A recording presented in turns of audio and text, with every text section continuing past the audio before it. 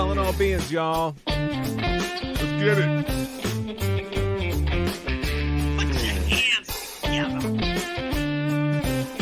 Put your hands together.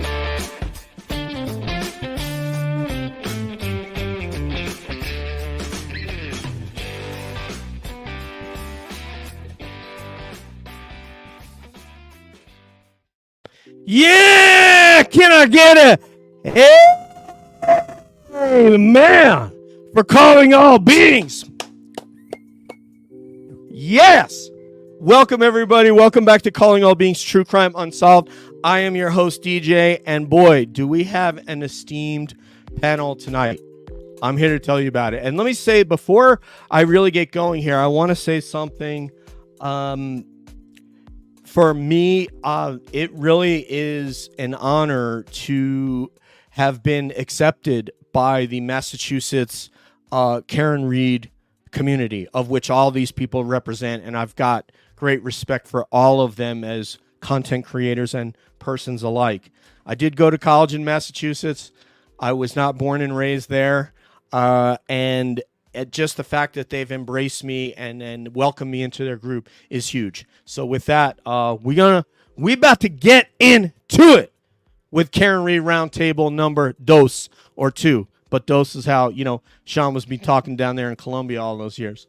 So without further ado, let's get into the first one. So this first gentleman, so when you're feeling down about this topic and you're suffering losses, as we did the other day, with Judge Bev's ruling against basically dismissing those 2 charges, counts 1 and 3 of the charges against Karen, and you kind of are bummed out about that. You look to this man right here. It's a group of townies basically that is doing this to her, and it can be very, very disappointing at times, although, as he said today, it's expected. There's nothing that he didn't expect. So you only need to look at this man for inspiration and a renewed sense of purpose in this mission of justice for John and Karen. He is none other than the man, Mark Mazza Media. All right. Thank you, DJ. Great to be here. Thank you. Inspiration indeed. It's all about pumping people up and getting everybody fired up and being fired up and just always having passion and being very excited to fight for Karen Reed at all costs, DJ. That is for sure, sir. Every time I watch you on anyone's show, not only your own show, that is how I feel. Yeah. And so I thank you, and it is a pleasure and an honor to finally meet you, because I've been waiting a couple of months to meet you. So I'm geeking out a little bit. Good. Okay. That's awesome, man. It's great to be on your show. I love your intro, and I like the whole alien theme you got going on and all that. So it's awesome stuff. So yes, we are 3 years as a group. Myself, Nathan, Deb, and Courtney. We are 3 years a UFO, Bigfoot, and paranormal show, and we dived into true crime just prior and did an investigation that ended about when I found out about Karen Reed and just became enamored with all of you. Yeah. All right. Here. Sports guy turned Karen Reed following fanatic. So that's how it happens. And I'm a sports fanatic, and I'm a music fanatic as well. So there we go. Which Miss Shorty and I shared some Pearl Jam, actually some Eddie Vedder the other day.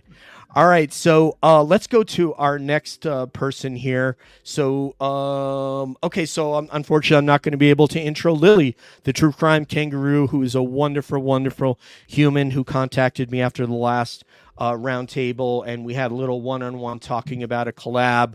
And I said, you know what, I'm going to do another roundtable. Why don't you come on? And then the next thing you know, she introduced us to Miss Shorty, who we're going to intro here in a second. But Lilly is not feeling well tonight. I believe she is in the chat.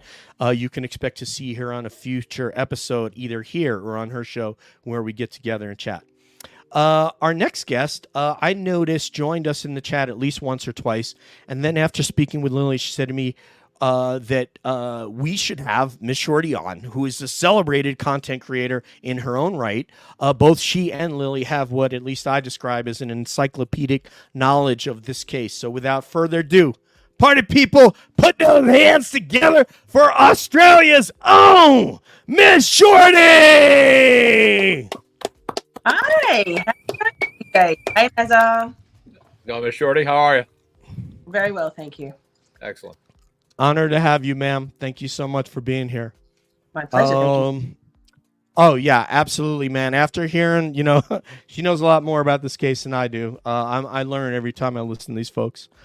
Let's see. Okay, so another blessing we have in the community that has an interest to see justice for both Karen Reed and John O'Keefe is this next gentleman who is himself a retired sergeant from the Canton Police Department and has provided a wealth of information to both myself and the community. I feel like I'm honored now to be able to call him friend. So party people, put your hands together for Peter Murphy! All right, let's. Thank you. Welcome, Glad Sergeant to be here. Murphy. Glad to be here with everybody tonight. Looking forward. Good to have you, brother. All right, so our next guest, this is her second time on the round table, and in fact, she alluded to that the other day. I was like, man, I don't want to put up on her asking her to use all her time to come back on the show. She's been doing a lot of content lately, but I'm glad she's here. So she had a landslide victory in our coolest Massachusetts accent contest that we had last time, as stated by attorney Mark Betterow.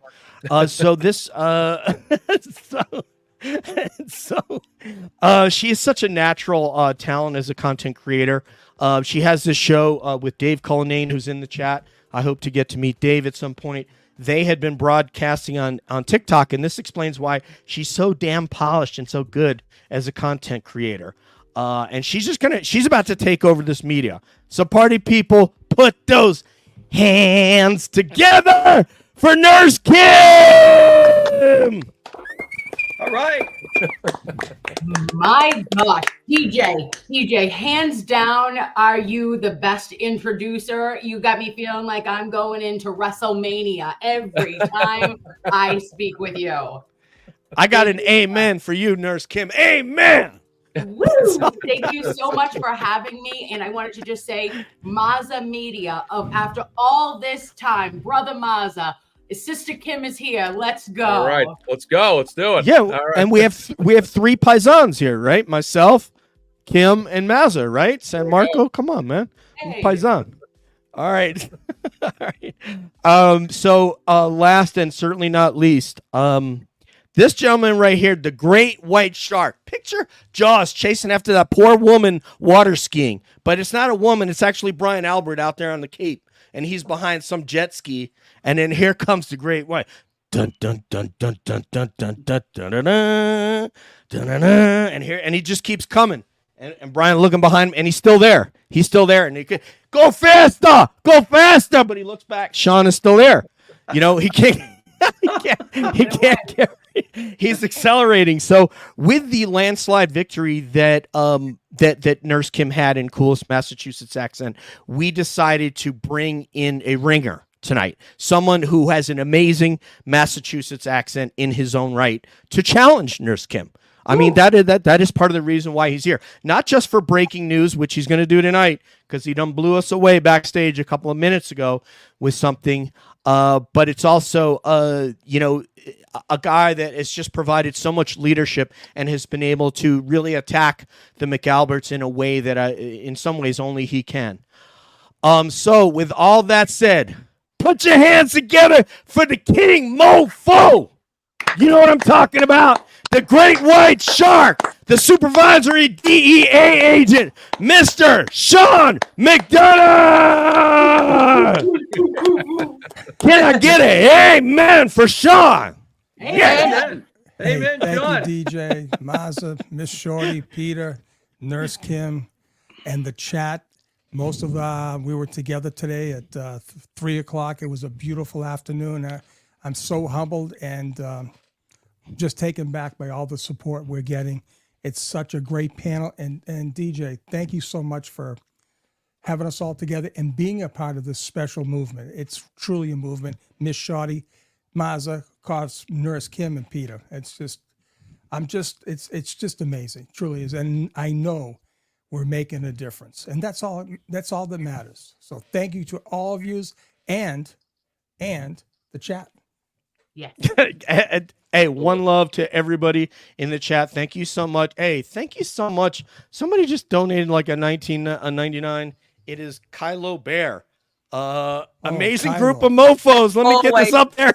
Let me tell you Let me something. Kylo Bear. Can I just give this guy something? Kylo, my first show, right? My first show there, DJ. He Yes. gifted 300 memberships. It was amazing. Oh my God. Just Kylo absolutely, Bear. the guy is absolutely incredible. And you know, I got to have him on the show. I have to. So, Kylo Bear, thank you so much because it is difficult. This is the first couple of months that we've ever monetized in the history of our show. Sean's doing it now because it does cost money to put these things on and to ask people to give of their time. And thank you so much. That is very nice of you to do that for Sean, and we're honored to have you as well. Caveman, what's up? Sounding like Bigfoot. Caveman. Caveman's the man too. Look at the And the pilgrim pilgrim, shot. Yeah. the Pilgrim Shadow. Thank you so much. Good evening. My canine is patrolling the perimeter for any Alberts or McCabe's that are lurking. Eyes in the sky, paws on the ground. Oh, that's fantastic. That is awesome. So, you know, hey, what do we got to say? I think Nurse Kim, did you have Chloe as your background the other day? I did. Today I have my famous punch a Proctor. We do that. That's a TikTok thing though. So we're trying to keep it YouTube. But I have Chloe. Sometimes she's on the Cape, sometimes she's down in West Dennis, and other times she's driving a truck, okay? And she sees a plow coming. We don't know. But Chloe's a very good girl. I almost peed in my pants when I saw Chloe laying on the beach with a cell phone. I was like, wait a minute, I'm gonna need a diaper, like some sort of an adult diaper after this. It was so funny. Whoever made that, I know that this is like not appropriate, but whoever made that artwork, for some reason I'd like them to be in my living room. I love the Chloe artwork, so please reach out to me. Yeah, it's an AI image. Yeah, it was awesome when that came out. Yeah, awesome. Yeah. Just because you're, I want to say something, Chloe. Just because you're a disposable wee pad to the Alberts, we love you wherever you are, and I hope you're still alive. All right, okay. All right. Let's get going with the roundtable here. The King MoFo is going to kick it off for us. MoFo Junior Mofos. And what we're going to do is we're going to go in a circular pattern. Everybody is going to present a topic, a question, or a hypothesis for discussion for the group. I would like to exercise conciseness and brevity so that we can turn this into an absolute free-for-all after we get through the roundtable. Like I told Sean earlier, it's like we're playing dodgeball against the McAlberts. So just picture that, okay? And Sean wants to go up and just bean Brian in the head when he runs close to the line to grab that ball that's about to go over. And just, boing, and all of a sudden he's, Right. So... All right, so with that, let's get going, and then we'll get to everybody that's in the chat. We'll do a roundtable portion that's fairly structured, absolute free-for-all, followed by questions from you in the chat. Thank you so much, everybody, for the blessings. Okay, Sean, without further ado, go ahead, sir. Okay, so mine is going to be a hypothetical situation. Okay, and Peter, you'll love this. Okay. So hypothetically, if real cops had showed up on January 29th at 6:04 in the morning, and when they heard the statements made by one of the witnesses on the scene saying, "It's my fault, I did this," or I hit him, okay? Hypothetically speaking, had the real police did their job and detained Karen immediately, took her off the scene, took her to the station, and seized her vehicle, how different would this case be today if they did their job? Now, first of all, the way this works is it goes to Kim first, then Sorry? Peter, then Miss Shorty, then Mazza. Okay. She's Please. coming up quick Yes. here. So yes, how different would that have been? Completely different. We would not be here had what we believe the correct policy and procedures of policing were enforced on January 29th, 2022. Mr. Murphy. Yes. Okay, you give your take on what Sean said. Okay. And Sean, if you need to reiterate that, please do. No, Should- I got it. I have it. We've bantered this around quite a bit, Sean and I. Obviously, if real police officers showed up there inadvertently didn't know whose house that was, or perhaps they even did, as Kim just said, we would not be having this conversation now. This case would have been over a long, long time ago. It would have been over by 9 o'clock that morning before Lank made his second appearance, going in to have coffee on the couch with the family. Yeah, I'm no question. And if anybody wants to know an example of real police that are honest, and there are many, the overwhelming of majority of them are like that are out there. But two examples are at the bottom left and right of your screen right now. Miss Shorty. I mean, what more can we say on this one? Sean sort of pinned it pretty well there. It would have been completely different, an absolute polar opposite end of the spectrum in terms of what we got versus what we should have and could have got with the investigation, the evidence collection, the interviewing of all the, well, they would have been witnesses / suspects, but they turned out to just be like, I don't know what, a talking table. Did they have a round table? Here we are. We're just replicating what they did, sharing our thoughts. They shared all their thoughts, and the investigation suffered from the get because of it. Mazza Media, sir. I just hope that none of these police officers in Canton ever worked for DoorDash or Grubhub or any places like that, because God forbid any customer that ordered through their service through McDonald's or Wendy's or Burger King and the tamper evidence sticker was on that. It might be left open for them to steal their French fries, because let's be honest, it's absolutely insane that you see the taillight and the AI image behind Nurse Kim there. It's absolutely insane that evidence was placed in a Stop and Shop bag and sitting in Sallyport with no seal on it whatsoever, not placed in proper evidence bags, placed in a Stop and Shop bag, unsealed, no tamper evident labels on it, nothing like that. It's just sitting there for people to peruse in and modify for a couple of days unattended to, no telling who was in there, who wasn't in there. It's a whole different scenario if the cops did their job. And obviously they did everything they could to make sure that even if they couldn't incriminate Karen, that no one could really incriminate them, because it's a really compromised crime scene, because it wasn't properly, the crime scene was released way too soon. And additionally, it was a total disaster and obviously done on purpose. I'll toast to that, guys. There it is. Evidence came off because it's a wet cup with water in it, but you know where I'm coming. Oh yeah. Put it right in this cup right here. I just want to add, put an addendum to what I was getting at. Okay. Yes, sir. So had they done their job just on the statements alone, they had arrestable. Oh, put it like they had arrestable, but let's give her the benefit of the doubt. They had a detaining type situation. They could detain her, and they could have seized her car right then and there.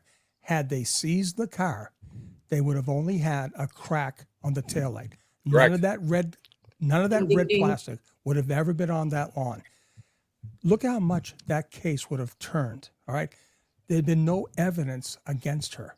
They were going at it as a domestic assault up through 10:30. So this case took on a whole different meaning when the framers got together and had their family and friend meeting, and they just let her go. They let her take the car because they had the plan, and they just needed time, distance, right, and enough of a plan to get that car back and get the evidence. Had they get that car at 6:45 in the morning, seized it, brought it back to Canton, cracked taillight, no red pieces. That's right. On the lawn. That's right, Sean. And when If they did it that way, they would have lost their opportunity, which they garnished as the day went on. Exactly. They would have had zero evidence, nothing. And when Sean says framers, by the way, he doesn't mean Alexander Hamilton and James Madison. Just so that you know, he's talking about Tully and Proctor and those guys. Just to be clear. Good clarification. Always good to and be even clear. and even certain a police lieutenant across the street who magically all of a sudden didn't have any interesting ring camera video, which is shocking. Yep. So Peter said on our last show that he thinks he could have gotten a warrant in potentially as fast as 30 to 45 minutes, could have been longer. So I guess because Lily's not here, I'm going to ask a question to Sean and then send this around the table. What do you think? Man, now I forgot what my question is. I'm going to have to let me go to Nurse Kim and I'll try to reconjure what I had because it was related to your question. So go ahead, Nurse Kim, and then I'll try to go after you. Sure. So I just wanted to ask these incredible panelists, my Mr. Peter Murphy, who I adore, Sean, my friend, my life, Miss Shorty, who has been such an incredible support and a strong woman voice in this entire case. I admire everything about you. And Mazza Media, I can't. Okay, I can't. I think it's All right. And DJ, okay, sorry, I'm gushing, but I wanted to ask because we're all such invested creatures, right? We're invested beings, calling all beings. Okay. I'm sure that we've all gone back and watched testimony since the trial has ended. I wanted to ask you guys specifically, has there been one piece of testimony that when you went back to look at it, you said, oh my gosh, I missed that. And it has completely just, shattered your brain, fell. Is there a pun intended on that, Nurse Kim? The shattered? Yeah. 45 pieces now. Okay. Mazza. Yeah. Exact. Is that to Peter? Yeah, that would go to Peter, right? Whoever's next to Kim. Just look and just picture this table's round. Our round table's rectangular. Okay. I have reviewed quite a bit of the testimony, and I'm trying to think of something right now. I'm suffering from data overload on all the stuff that I missed the first time that went through. Trying to think. Most recently, I looked at, I guess it was Higgins' testimony, and I'm trying to think what I missed the first time that came out glaring on the second one. I guess it was something to do with the time frame. I believe I detected some variation, evolvement in his testimony about the time that he disappeared from, and who was in the kitchen when he left because they didn't have Hennessy or his favorite bourbon or whatever it is he drank, and he disappeared. And there's a big time lapse. And it seemed to come together as to why, in my mind, why he might have disappeared, as to whether he went to the station or not, and whether he was doing something else that maybe shows up in some sort of a, not a geofence, but the phone calls that were made and log history of who he might have called sometime after he got in his Jeep at sometime around whatever time it was, 12:30. Thank you. Me? Yes, ma'am. Miss Shorty. Yes. Okay. Ma'am. So, to be honest, I was so very deeply invested and entrenched in this trial that I watched every day of trial twice. So I watched it from my in the future, but behind time zone difference in Australia. From about 3:30, I used to watch the whole day of trial at like 1.5x speed with one commentator, and then like a law tuber, and then I'd watch it all again on 1.75x speed with another legal commentator, and then I would watch the nightly recap, and then I'd watch the panel shows. So I got to say, I didn't miss anything, and I didn't come back to it because I saw it all ad nauseum. However, if I was going to say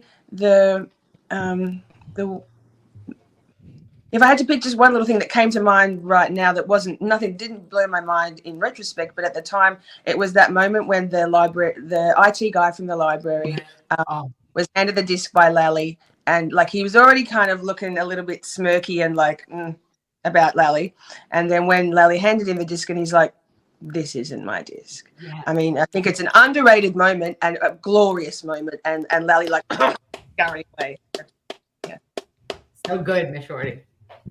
That is an underrated moment. That's exactly what you said, because that whole library footage that they had to scrub, and this kind of feeds into my question that I forgot earlier, but I was able to jot it down in between these answers. So my question for Sean is this: when do you think the decision was made not to take a photo, since you alluded to it, not to take a photo of her vehicle either at the scene or at Dighton? How do you think, was that something from the Canton PD, that someone in that hierarchy, or was that someone at the either Trooper Proctor when he had the case fell to him? I forget how you guys say that, but yeah.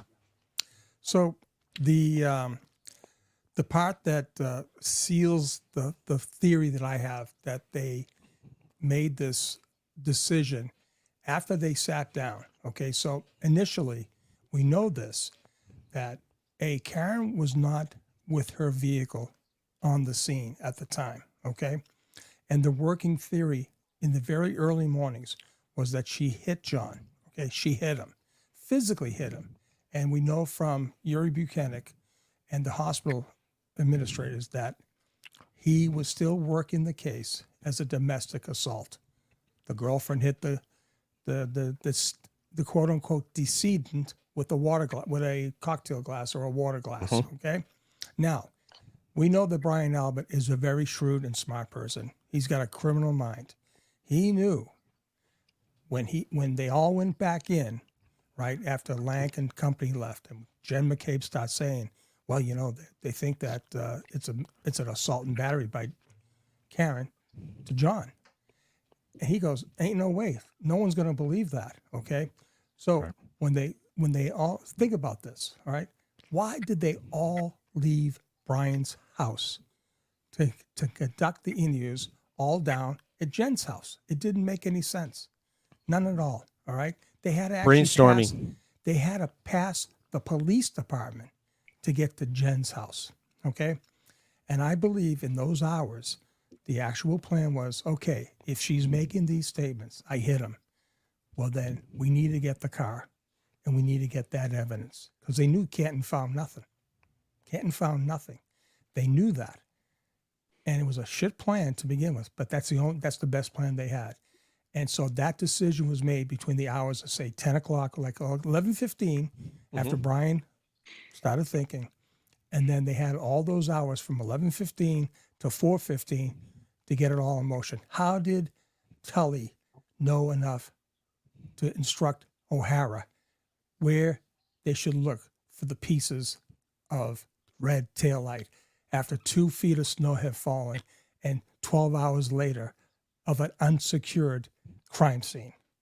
And that's the answer to the question to you, DJ. Thank you, and that makes sense. You know, I'm trying to figure out, you know, how it all came together. Were the initial arriving officers thinking, how are we going to not pin this on Brian? So, Nurse Kim, what's your take on how you see those communications might have gone?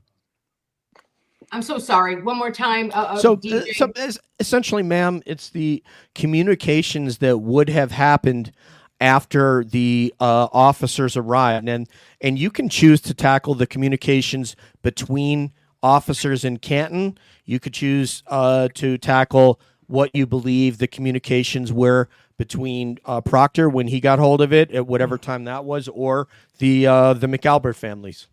Okay. So actually, okay. All right. I'm going to tackle it this way. Any way you want. I would like to say that I think that it is underrated or under-discussed that Lank went in that house all by himself. Sergeant Good was never in that house. And although his reports say that he went in that house and that he had a partner with him, it is very clear, as evidenced by Jennifer McCabe's testimony, Coco's testimony, and even Brian Albert, he fixed it. He fixed it, like I fixed my face, but he fixed it, saying that well, Lank came in first, and then he was like, "Oh no!" But then Sergeant Good, Good came in right behind him, or something like in that effect. But Coco was the one who told us that it was just Lank in the house. Now, what does that mean? That means that when everybody's in there, when they're doing their round table, Storyboard. and they're doing their storyboard, and they are commiserating of, what are we all going to say, and getting it all together. And I believe that Jennifer McCabe was the ringleader of that cover-up squad. And she just, she was doing her darn thing. Do I think that she had anything to do with, actually hurting anyone? Absolutely not. But I think that she needed to be the sweep it up kind of gal that she is, and to make sure that the narrative has her family walking out and smelling like roses. But I think that it is highly telling that the communication between those officers, right, was, although Lank went in, a family friend, an old family friend, goes back with Kevin, not Kevin. Well, yeah, Kevin and Chris Albert, they go back. There's issues with, public acts with the Lapalato brothers and costing the town of Canton $300,000 in a lawsuit. Thank you, Rita Lombardi, for that info. Rita. Yes, Rita tells it.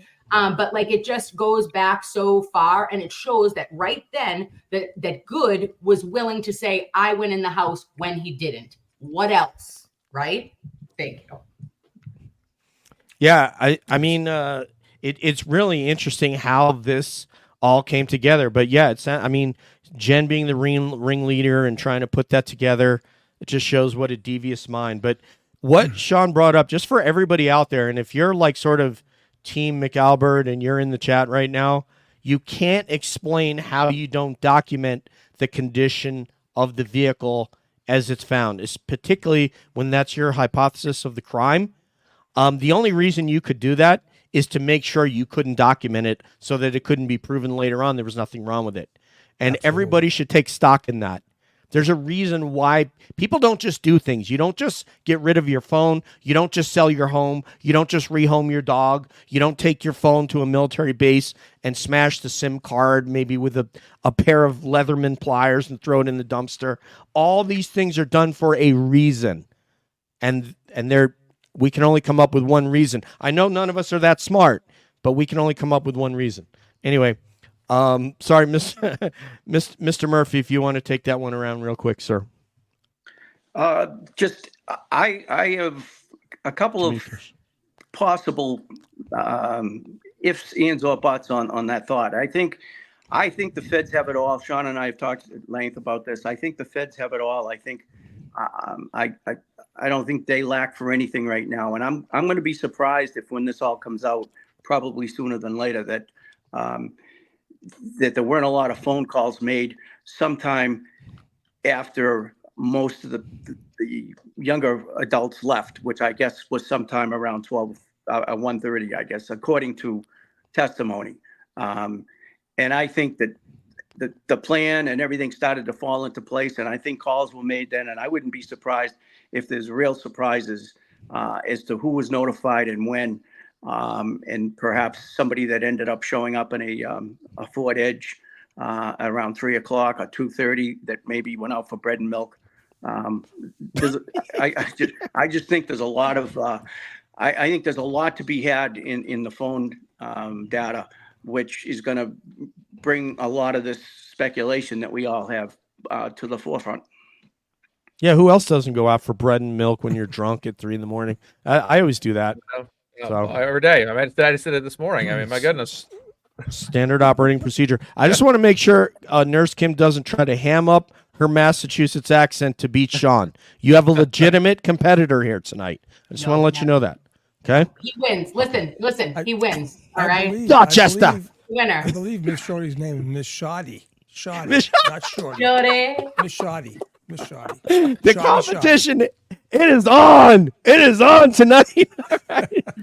Miss Shorty, communications. Miss Shorty. Miss Shorty. Communication between. You don't put R's in there. You only put R's when there's no R's, like Brender. Right? Brender. Pizza. You take I'm the learning. R's out when there's an R. Shoddy. Right, I'm Mazza? learning, Mr. Dorchester.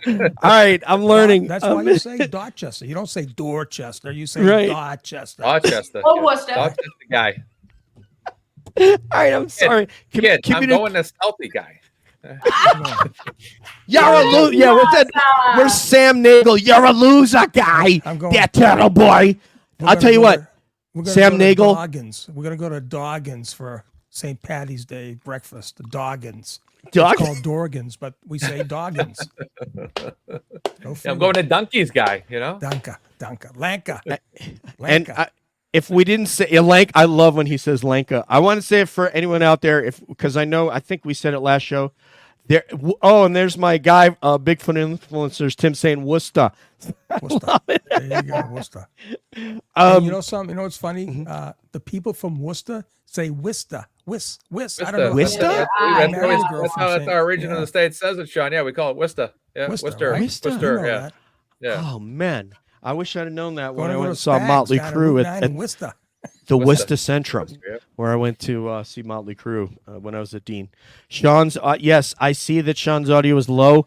I cannot increase his audio. Sean, you can just turn your mic volume up a couple of potatoes or something. That's what they want to hear you.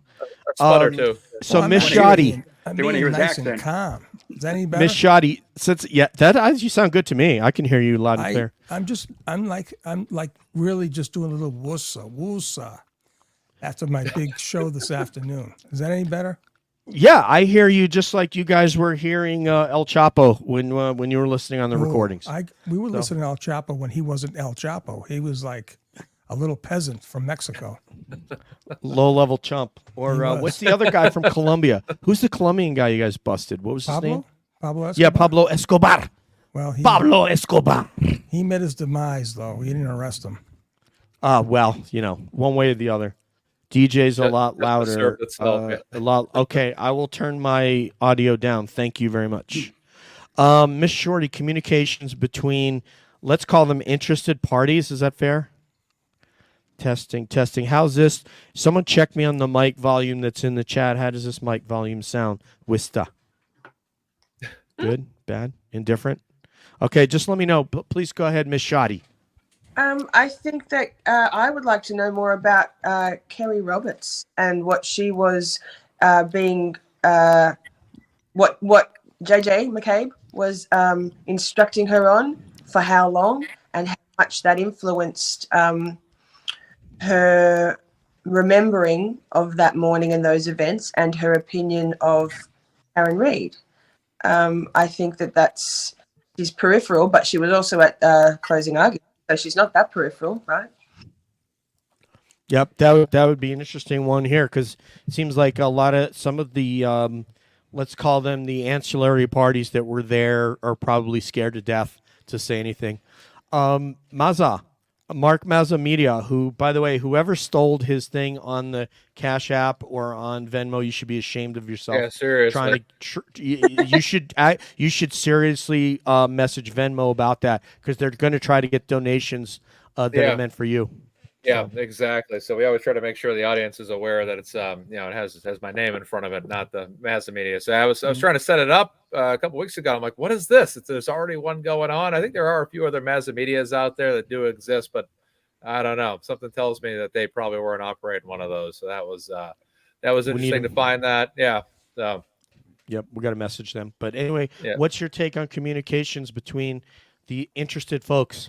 Sure. There was something like at foot, as attorney Mark Betterow likes to say, something was certainly at foot that particular night. These people were way too active in their communications throughout that entire night, from 2:27 a.m. Google searches of how long to die in cold, which actually happened. Cellbrite confirms that regardless of whatever the Commonwealth witness wants to say about it, that search did happen. Cellbrite didn't put it there themselves. When they run their data, that data was accessible in their system and on their records for a reason, because someone had, in fact, searched 2:27 a.m. At 2:27 a.m., how long to die in cold. There are way too many phone calls going on between these folks and communication exchanges. On top of that, you have so many deleted messages on top of that, and it's absolutely insane what was going on that particular night. This is why it's hard to fathom that there wasn't something going on, because they were the communication was way too high. All these calls that were made to John O'Keefe's phone, to me, sound simply as, we can't find his phone. Where is his phone? Well, let's try to call the thing a couple of times and kind of make it seem like, oh, we were just looking to see where he was or whatever. It just doesn't make any sense to me why anybody would even think that there's nothing suspicious going on, because it is fairly obvious that they're just way too active that particular. Now you get people up till 4 a.m. All this stuff is going on. The fact that even when Karen was driven by 34 Fairview with Kerry and Jen, it's Karen that ends up noticing the body. And Alan Jackson even asked questions of that during cross-examination of Jennifer McCabe. If you had driven by and Karen hadn't pointed out that there was a body on the front of the lawn, you wouldn't have stopped. That was one of the things that he said. Oh, and another thing about communication. It is possible to have a 15-second phone call and get quite a bit of information out there.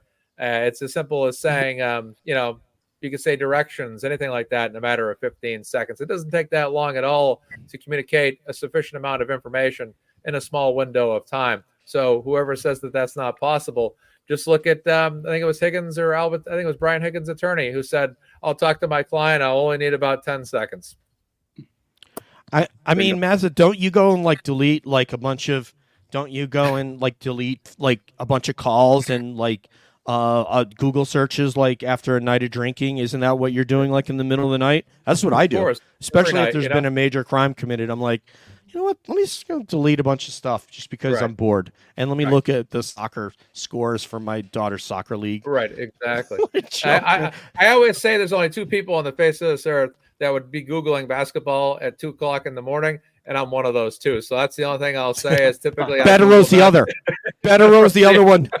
And I want to talk Celtics with Bettero. I want to talk about with Bettero. I want to ask him the greatest Celtics player that people don't talk about, and I want to try to figure out with him who that might be. Because I have Sam Jones and people JoJo talk White. about Sam Jones. He's in the Hall of Fame. I know, but they don't talk about him enough. They don't give him enough credit. That's fair. That's fair. Snatch Sanders was a great power forward for the Celtics in the 60s. How about DJ? DJ, absolutely. DJ is a great one. Yep. So, but we're gonna have to. But we can't have this without Bettero. He'll be upset. So we're gonna have to wait till we get Bettero. But I want to. First of all, the Glare, Cameron, who else here? Caveman. Thank you for these super chats. We're gonna get to every one of them, but we just got to get through the panel first. So, Nurse Kim, are you next, or is it Sergeant Peter Murphy? Mr. Murphy. Sergeant, I'm working on it, Kim. I'm trying to get there, girlfriend. Hey, Murph. Come on. Hey, what? Come on, Murph. What's your topic, Murphy? Murph. Come on, you want my topic? Yeah. I think this. Well, actually, I came up with 2 of them. So I overdid my homework. Overachiever. I'm an overachiever. You can only do one right, to start off with just one. Start it. You got to start it up. It's good to have 2, just in case someone uses yours, Peter. I have 2 listed myself. So all right. Yeah. Thank you for that. I guess I'll run with one of them. Please. So my question would be, when, where, and how did Chloe get evacuated, and by whom? Oh, this is a great one. Miss Shorty. Oh, Caitlin Albert, with Tristan. Yeah, the end. Your knowledge is so good, man. You're so on point. Okay, Mazza, who did the Kazovac, or the exfil, as we'd say in AFSOC? Who did the exfil on Chloe to get her out of there, exfiltrated? I think Miss Shorty is very spot on. Now, there could be a few other possibilities. However, the highest probability is that Chloe was removed from that house prior to any significant, duration of the evening, because the dog obviously was involved. Definitely. I mean, if you can guarantee at least one being, if we're using that term tonight, DJ, being on your show, if there's one being that was definitely involved without question, it's Chloe the dog, right? I mean, let's be honest. So that dog would have had to have been out of there by a certain amount of time, and it makes sense that the dog basically left, earlier, before, by the time authorities got there later in the day. Well, no, that dog was gone. That dog left earlier. Chloe was maybe here till 8 o'clock. I don't know. That's what they wanted to kind of go for, right? To say that you had to get Chloe out of there, right? I mean, it's a good idea in a sense, to get anybody that was probably involved out of that house, Sure. you know, by a certain amount of time, if we're being honest here. Because I mean, geez, I mean, I know if someone had like, you know, beat the crap out of John inside the house and practically killed him, I mean, I'd probably want to get that person out of the house as soon as possible. Yeah, Sean, my dog also, she normally goes out 3 a.m. Like, you know, she doesn't really sleep. Like, she tends to go out and party pretty late. So how do you think the exfil happened? Do you think like one of the 160th SOAR, an MH47 or an MH60 came in and picked up Chloe? You know, they dropped down the basket, you know, and picked her up, airlifted her out of Canton. Well, you know, we think about logically, right? We know the dog was there in the evening when they all came in, right? Now, when that morning, we know the dog was definitely not there by Jen McCabe. Someone called her Jen McCabe in the I just want you to know that. Right. Jen McCabe, someone coined her in the last roundtable, and that was brilliant. Yeah, yeah. So Brings me back to Elvira. I would have to say 2 things. All right. I'm definitely leaning towards the fact that Caitlin took that dog, all right, with Tristan. I got to remember, Tristan was only direct about a few questions. Most of the questions, I don't know. I don't know what time it was, but I believe he definitively said, he was asked, did you take the dog back? And he definitively said no, okay? I believe. However, there is also a possibility, I hate to say this, you know, that Brian probably did a little snap of the neck and killed that dog.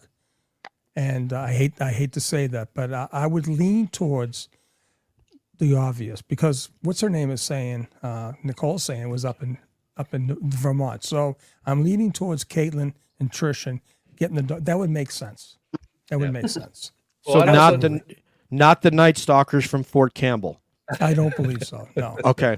Because if Fort someone Bragg. would have Fort seen Bragg? a black, Oh yeah, it's Fort Campbell. no, now, Fort right? Campbell for the night. I was if there. you guys Listen, watch Black Hawk Down, anybody who's seen Black Hawk I'm telling Down, you, those I are the was- Night Stalkers. I was there at Fort Bragg the night before they changed the name, and everyone was there for the induction, induction thing. I stayed there that night when I was coming back from Canton.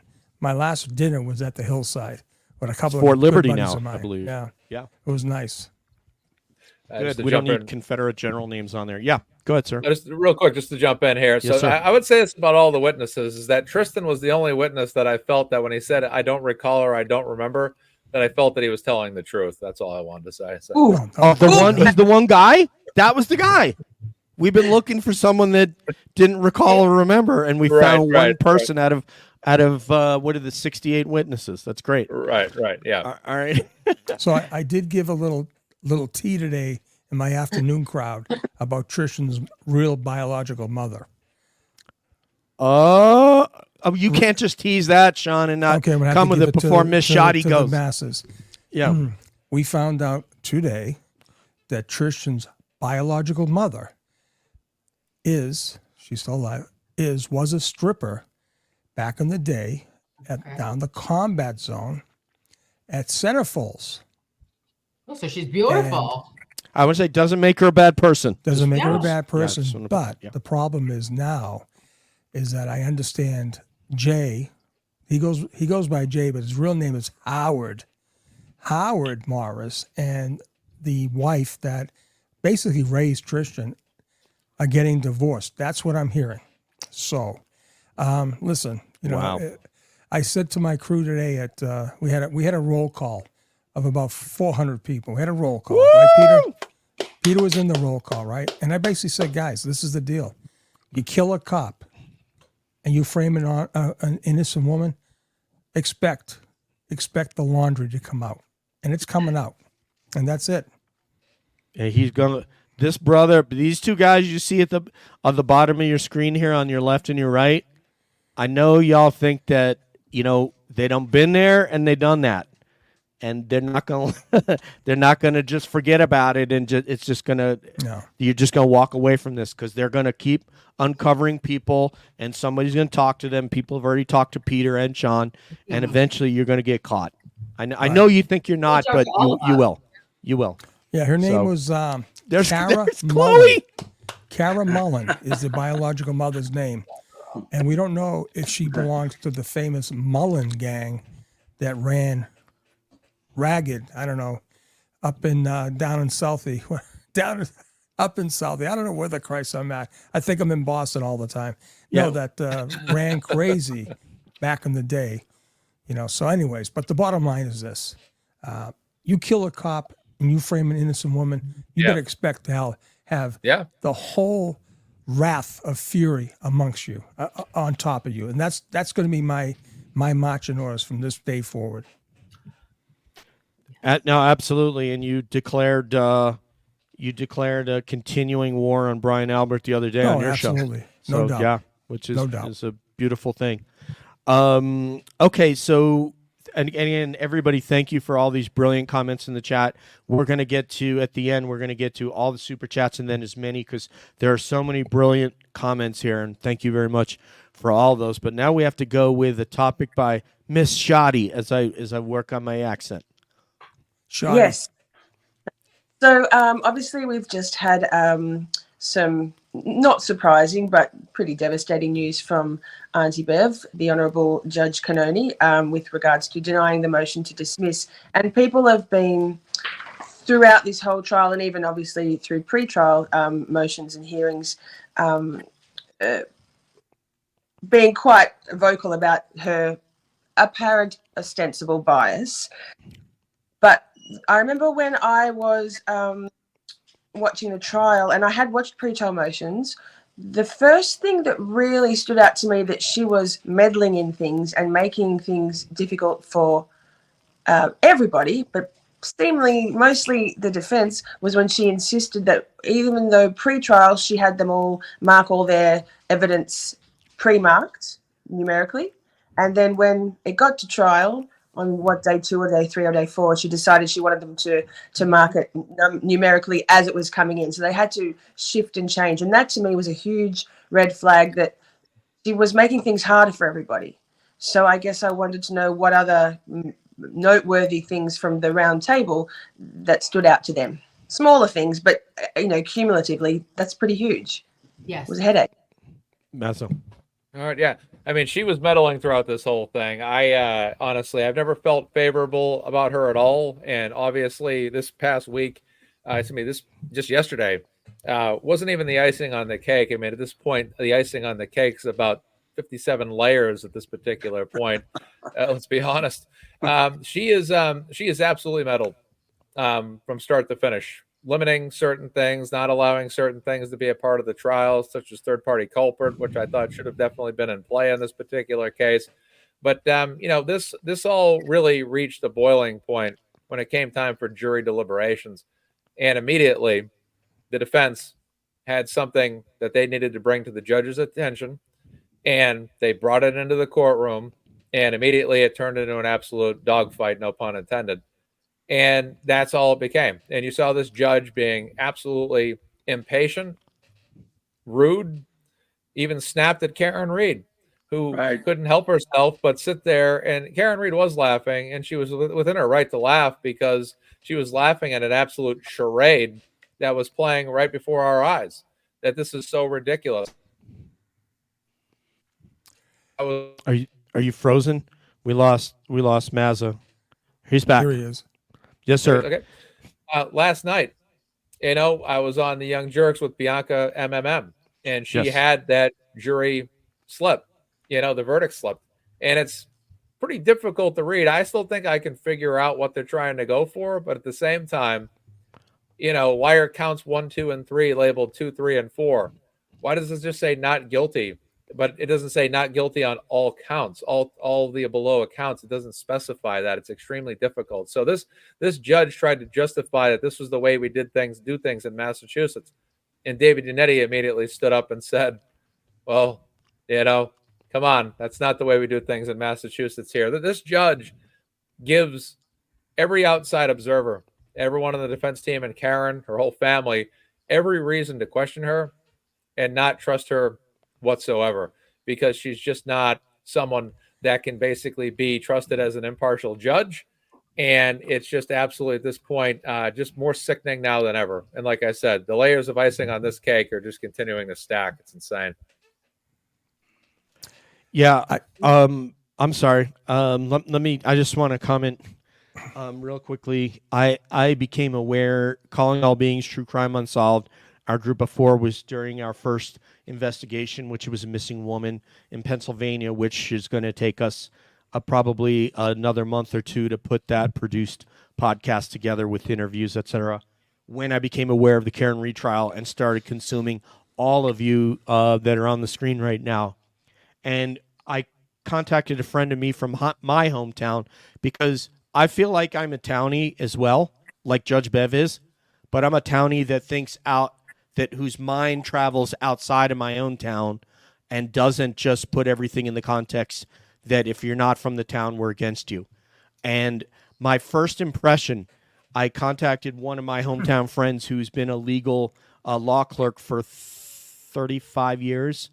And I said, Jill, I really feel like this judge is biased. I really feel like she does not like the defense. And a lot of people now have said, I don't know if someone said the other night, it's actually Alan Jackson that she doesn't like because he's not from there. He's not from Canton. He's not from Mass. Like that somehow makes you less of a human and less competent in your job. So, yeah, I've always thought that she was biased. And unfortunately, I hope she would prove me wrong.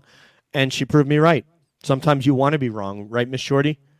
Yeah, you're hoping, okay, she's going to have an epiphany of some sort, and she's going to follow, what justice is. There are people that have said we got to bring these people in. Even the lawyer, Peter, said last night that that's what she should have done. Any of you who have seen Peter, I don't know if his name is Tragos, the lawyer, Tragos, So, yes. So, Sean, please go ahead, sir, with that one. Judge Bev, bias, etc. Yeah, I definitely echo Miss Shorty and Mazza.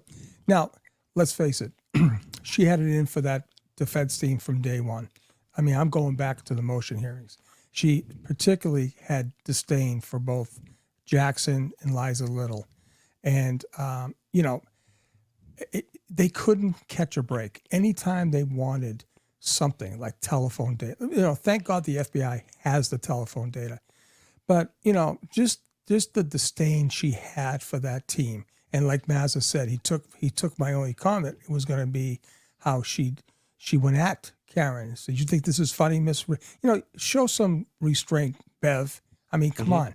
But one thing that did surprise me, and I was extremely, I was encouraged by that, but it was short-lived, is when she went back to her chambers and had to discuss, had to think about, well, is she going to let the dirty videos and statements of Colin Albert in?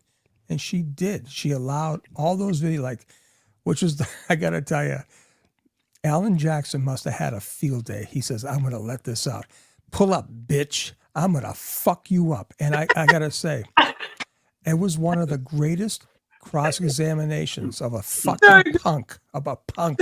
He's Watch your lane. I don't want to get tagged. I'm here. sorry. No, Watch your language. Pull up. Please. I'm sorry, buddy. But he said, just say, go silent. Just say, I'm gonna. Yeah, PG. Let me put my little. Thank you. Yes, self-edit. Yeah, I'm gonna fuck you up, motherfucker. Yeah. But the fact that he said that she came back and allowed that, I was so encouraged. So there was at least one good thing that happened but it was short-lived, and then she definitely blew it.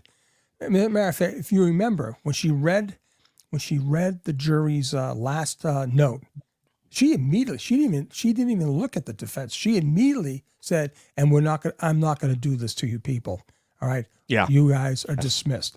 She's saying that the defense didn't even say anything about polling the jury. She dismissed them summarily right then and there. That's bull, So, anyways, what does Melanie say? I alone get to decide. It's my discretion. That's right. I'm going to use Sean's accent, a narcissist. And I want to tell you, this competition is not looking good right now for you, Nurse Kim. I just want to get that out there. I haven't talked that much. That's why. Okay, there you go. All right, there you go. Ooh. All right, it's you. Go ahead, girlfriend. Go ahead. Dave Cullen right now. The stage is yours. The stage is yours. I'm just joking. So I'm listen, getting spanked here. no, listen, you get all the respect. You won. I already told you. I'm just saying. No. Is I'm that No, just the kidding. competition's still on. We don't want to Yeah. poison Just kidding. the jury I'm just pool. kidding. Go ahead. well, so I have two things. First, is that I thought it was unfair because we had no idea what her objections were, right? So Right. someone would just say object and she would either sustain or not but I felt like Lally would have had, in my humble opinion, he wouldn't have been able to say correct objections, right? So he was just objecting on occasion prior to even Alan Jackson or Yannetti getting out their questions, right? And she, in my humble opinion, Bev handheld with Adam Lally the entire trial. My second thing was I thought it was incredibly unfair for her to rule that the witnesses were allowed to talk about about alleged harassment and intimidation when it is an ongoing case and alleged, right? So like this hasn't been, Turtle Boy has been convicted of nothing. He is accused of witness intimidation. They were allowed to bring this up in trial when asked by, the defense, because allegedly they opened their own door, but they didn't, but neither here nor there. But there was a huge confusion for the jurors as it related to the federal investigation. And when they had to say in another proceeding not related to this grand jury, I feel like it was just a huge disservice because those jurors had no idea and they believed that ARCA, that Crash Daddies were from an insurance company, babes. Right. They had no frigging clue.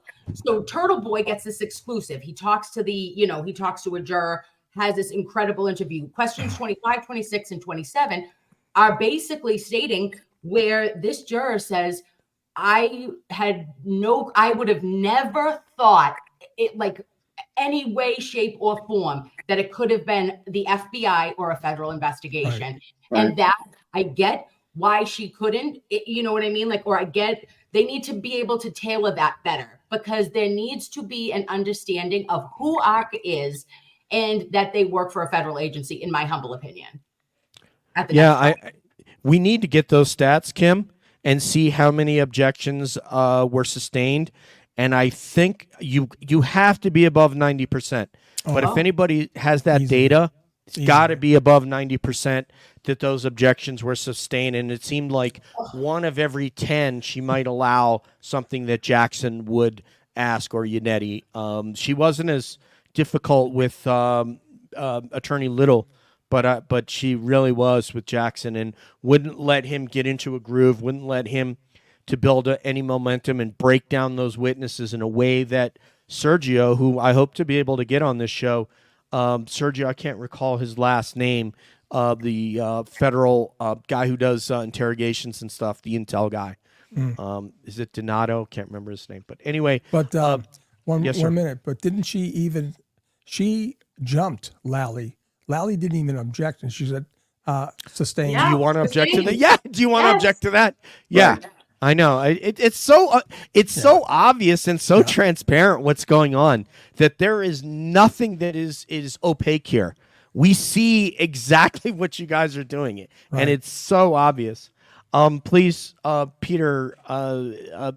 Actually, this is Miss Shorty's question. So basically, did you see bias? What's your opinion of Judge Bev and her rulings, etc.?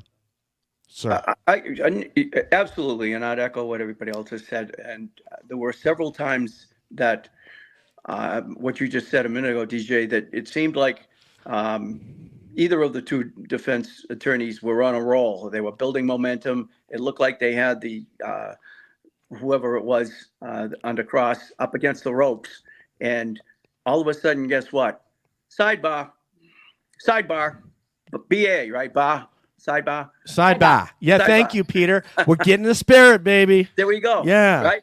But Yes. and then there was controversy about the squeaky chair. Like the chair started to squeak. Like, okay, Mr. Lally, it's time to object. There was so many rumors going around the courtroom on the half dozen times or whatever it was I sat in there that you really, really could get a read on what the climate was. Yeah, I can't say enough about her. Mazza Media, would you please present your topic, sir? Sure. Just one comment about Peter's remark. Yeah, Mr. sure. Lally, would you like to object to that? Right. That was insane. It Exactly. was insane. That was Yeah. insane. Absolutely. I All swear, right. on a Okay. side note, I swear she had a red button and she pushed it for the fire department to come by. Right. Seriously. It's like a little button under her desk, like at banks, just sets it off. Because the couple first days of that trial, people were telling me that were out there. They said like they would just drive by every single time the defense was getting ready to cross-examine. It would just take place every single time out. It was just nuts. It was.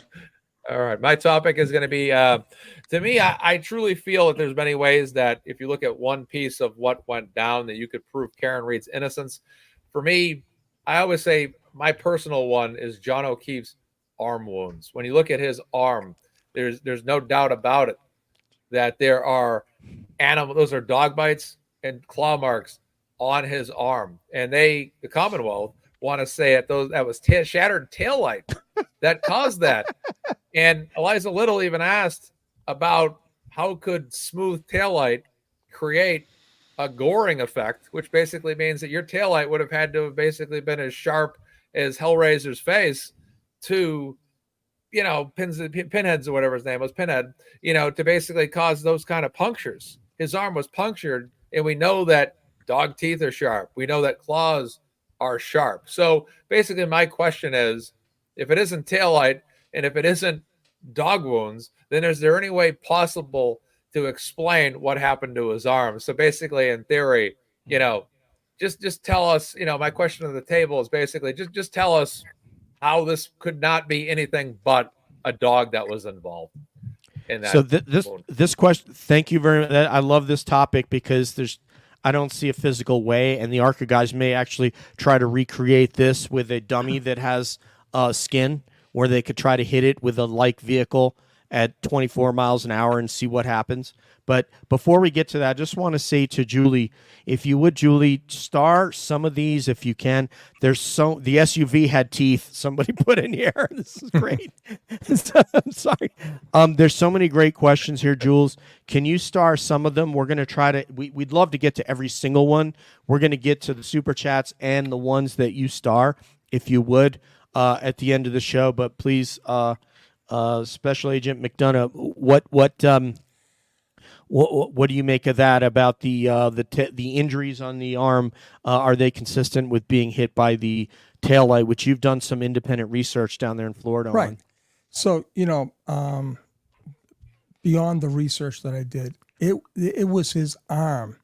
The photos on that chalk that they showed at court that day was the defining moment for me early on that said, no, there's no way. And if you all remember back in the early days, there was a gentleman by the name of Justin Ambrosino, and he did a video. He did a couple of videos. He did the one where Karen was making a 3-point turn. He would have been on the opposite side. They couldn't hit him the way they're saying.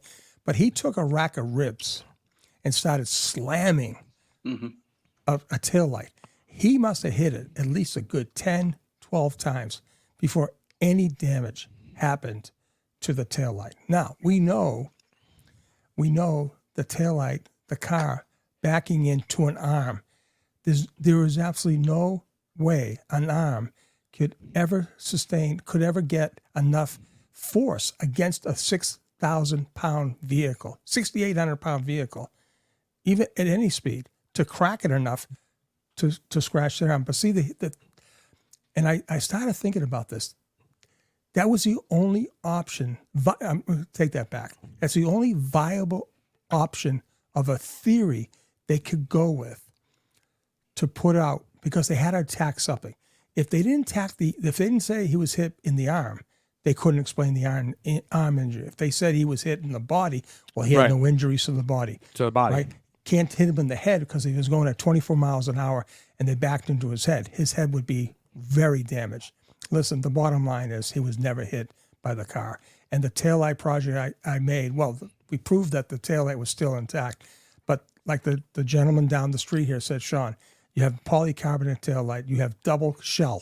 So the outer shell, right, protects the inner shell, which has all the housing of the wires and the LEDs. He says, Sean, and I'm going to tell you, quote unquote, he said they smashed the shit out of that taillight with a hard object. Oh, hell yeah. A hard object. I yeah, mean, very yes, no doubt. An object that had no give. Yeah, and the no doubt. problem for them is the human body has give.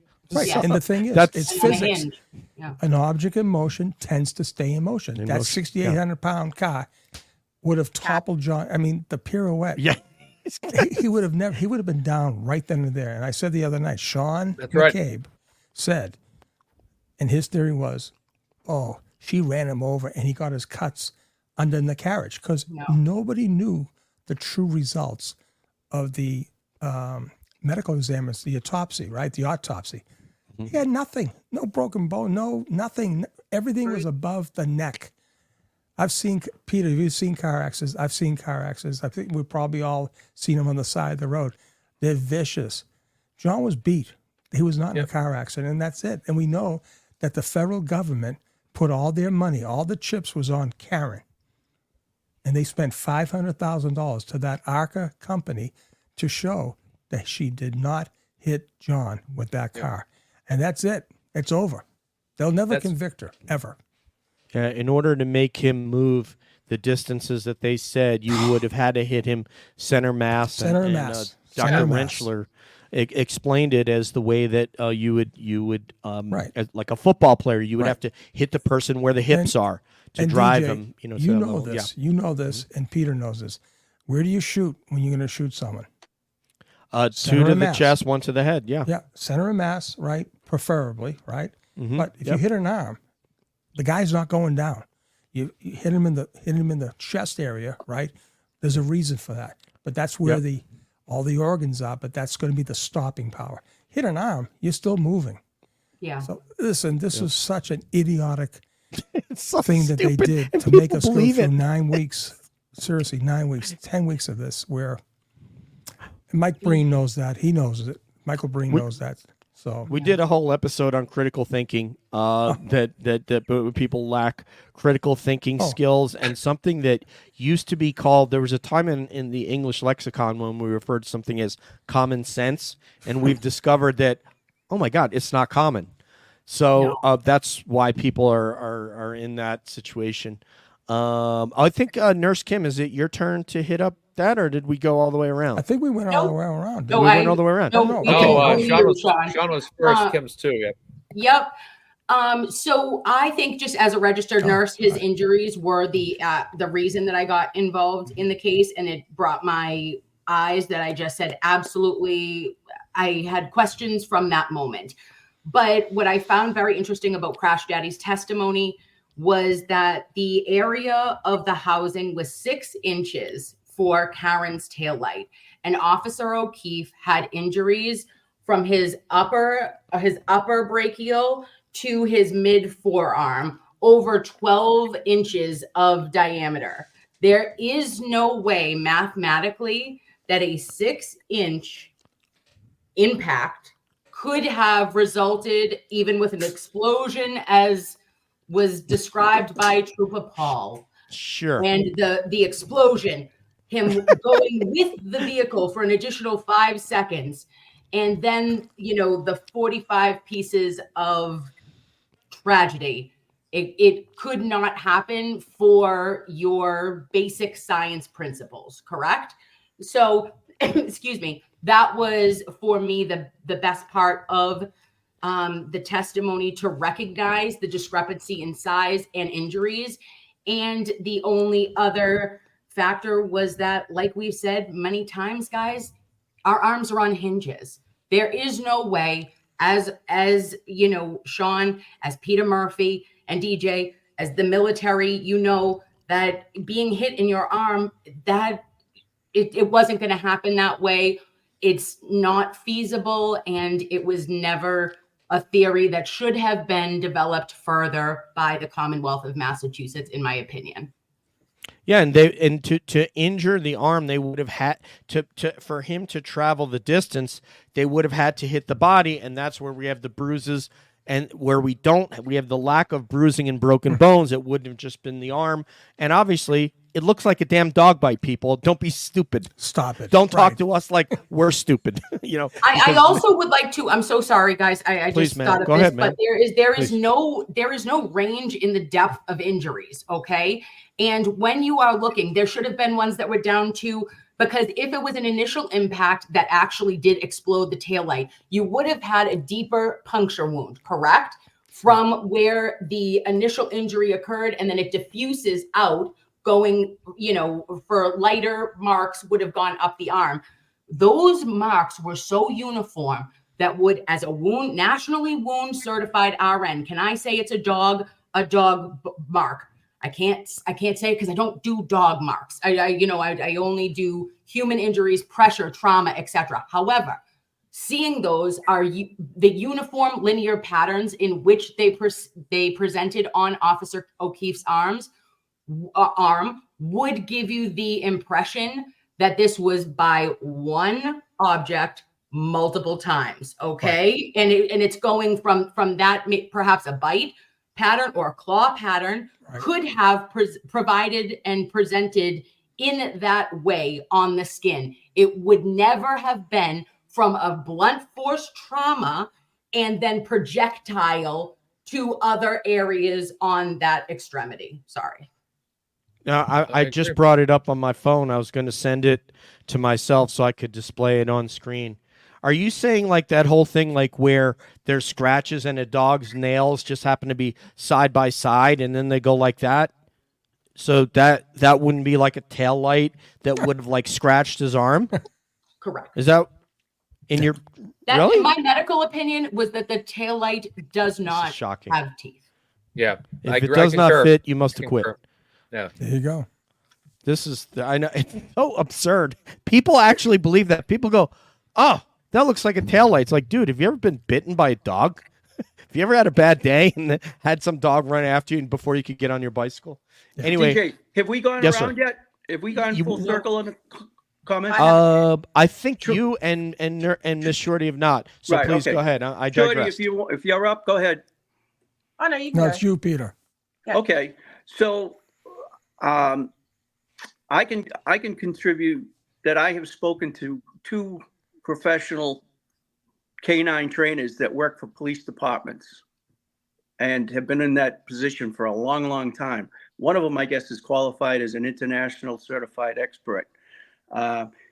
And both of them said those are bites and scratches by an untrained canine.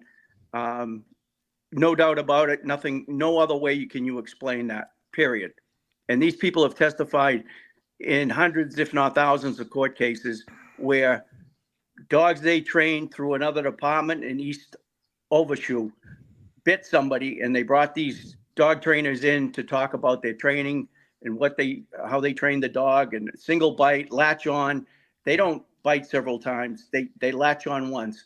I mean, it was cut and dry. These guys said, absolutely. And one of them wasn't even familiar with the case. I said, what does this arm look like? 100% untrained, nasty dog. And the other comment I'd make is if it was something under the undercarriage theory, Sean knows, and I think anybody knows, nurses know, everybody knows, that body would have been mangled. There would have been fractures everywhere, and the snow would have indicated that the body had been dragged. If she was going 62 feet, 6.5 tons, at 24 miles an hour, she didn't stop when she hit him. She would have gone over him and dragged him halfway up the street. It just flies in the face of reason. Absolutely. Yeah, I can bring it up on screen real quick. Let me see if I can. I'm like Sean. I always struggle when I have to do this thing. I mean, it's the most archaic. StreamYard's archaic. It really is. Yeah.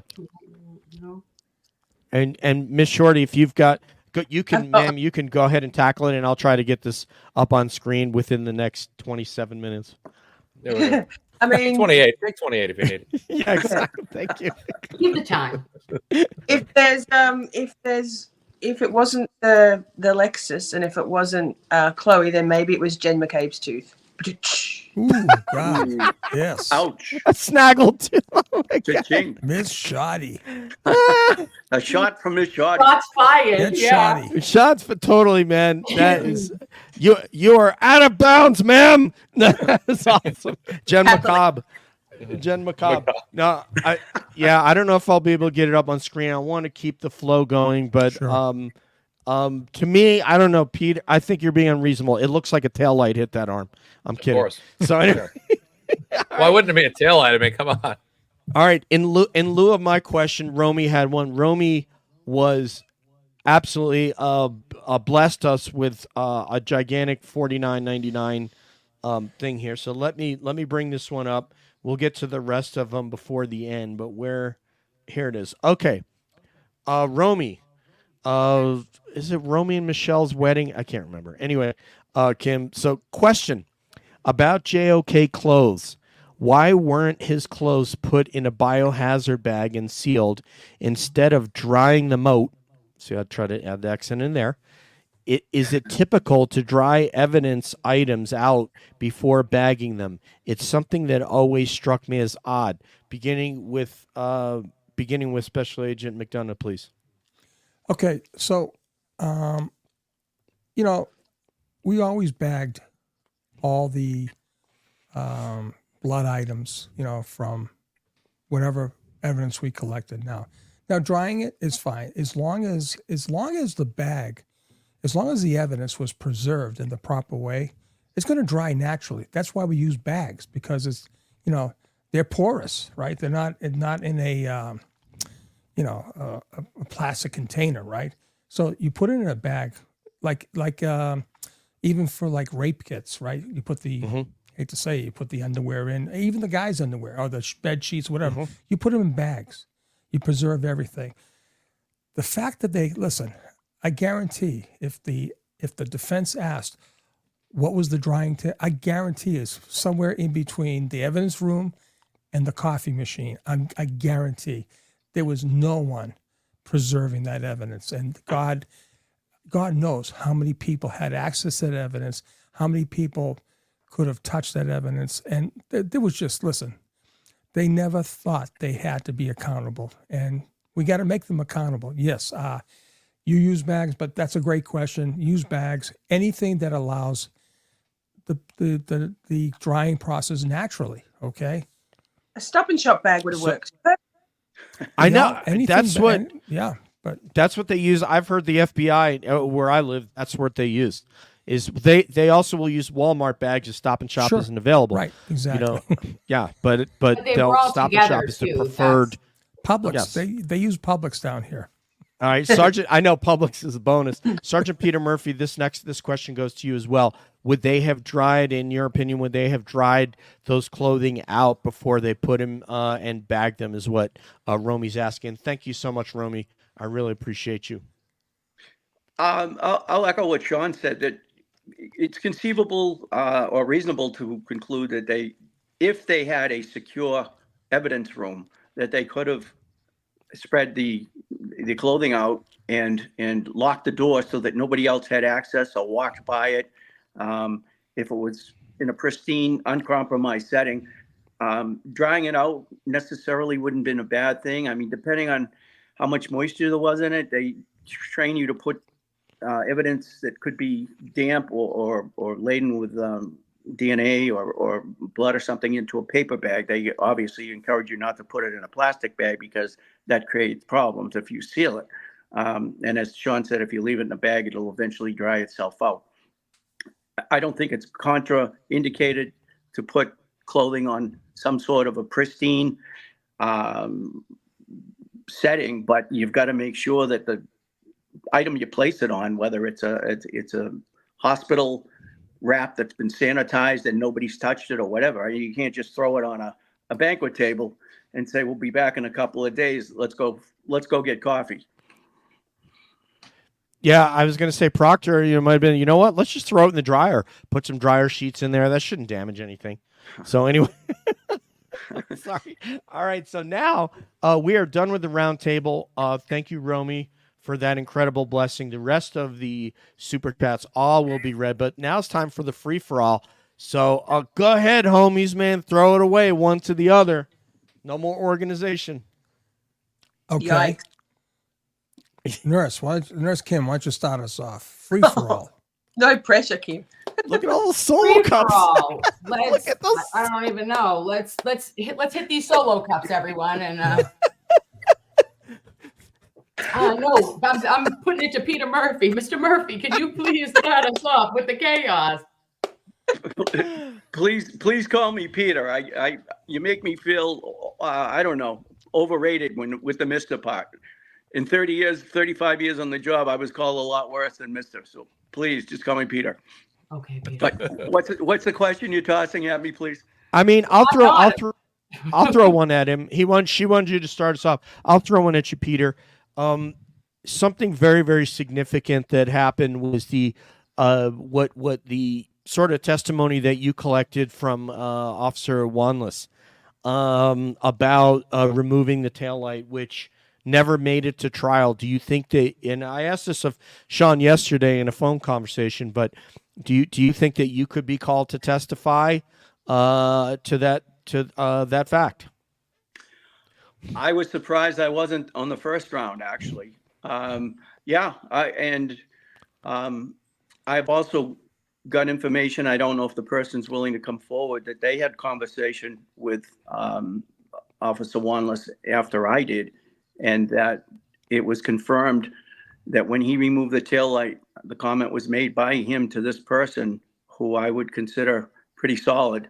There was just a crack in a single crack in the taillight, and a piece had imploded inside of the assembly.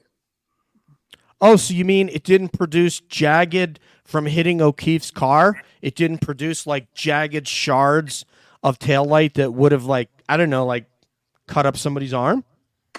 Apparently not. I think this is shocking. Sean's got the physics down. When that car made contact with the traverse, that polycarbonate, I would say, would have bowed somewhat, but depending on the proximity and how far the force of gravity got into the other force or the other vehicle, it sounds to me like it bowed. And the eyewitness that was told from the gentleman, Officer Wanless, that there was a crack in that. Actually, the comment that was made to me was she backed into something heavy and solid, meaning not soft tissue. Mm-hmm. Wow.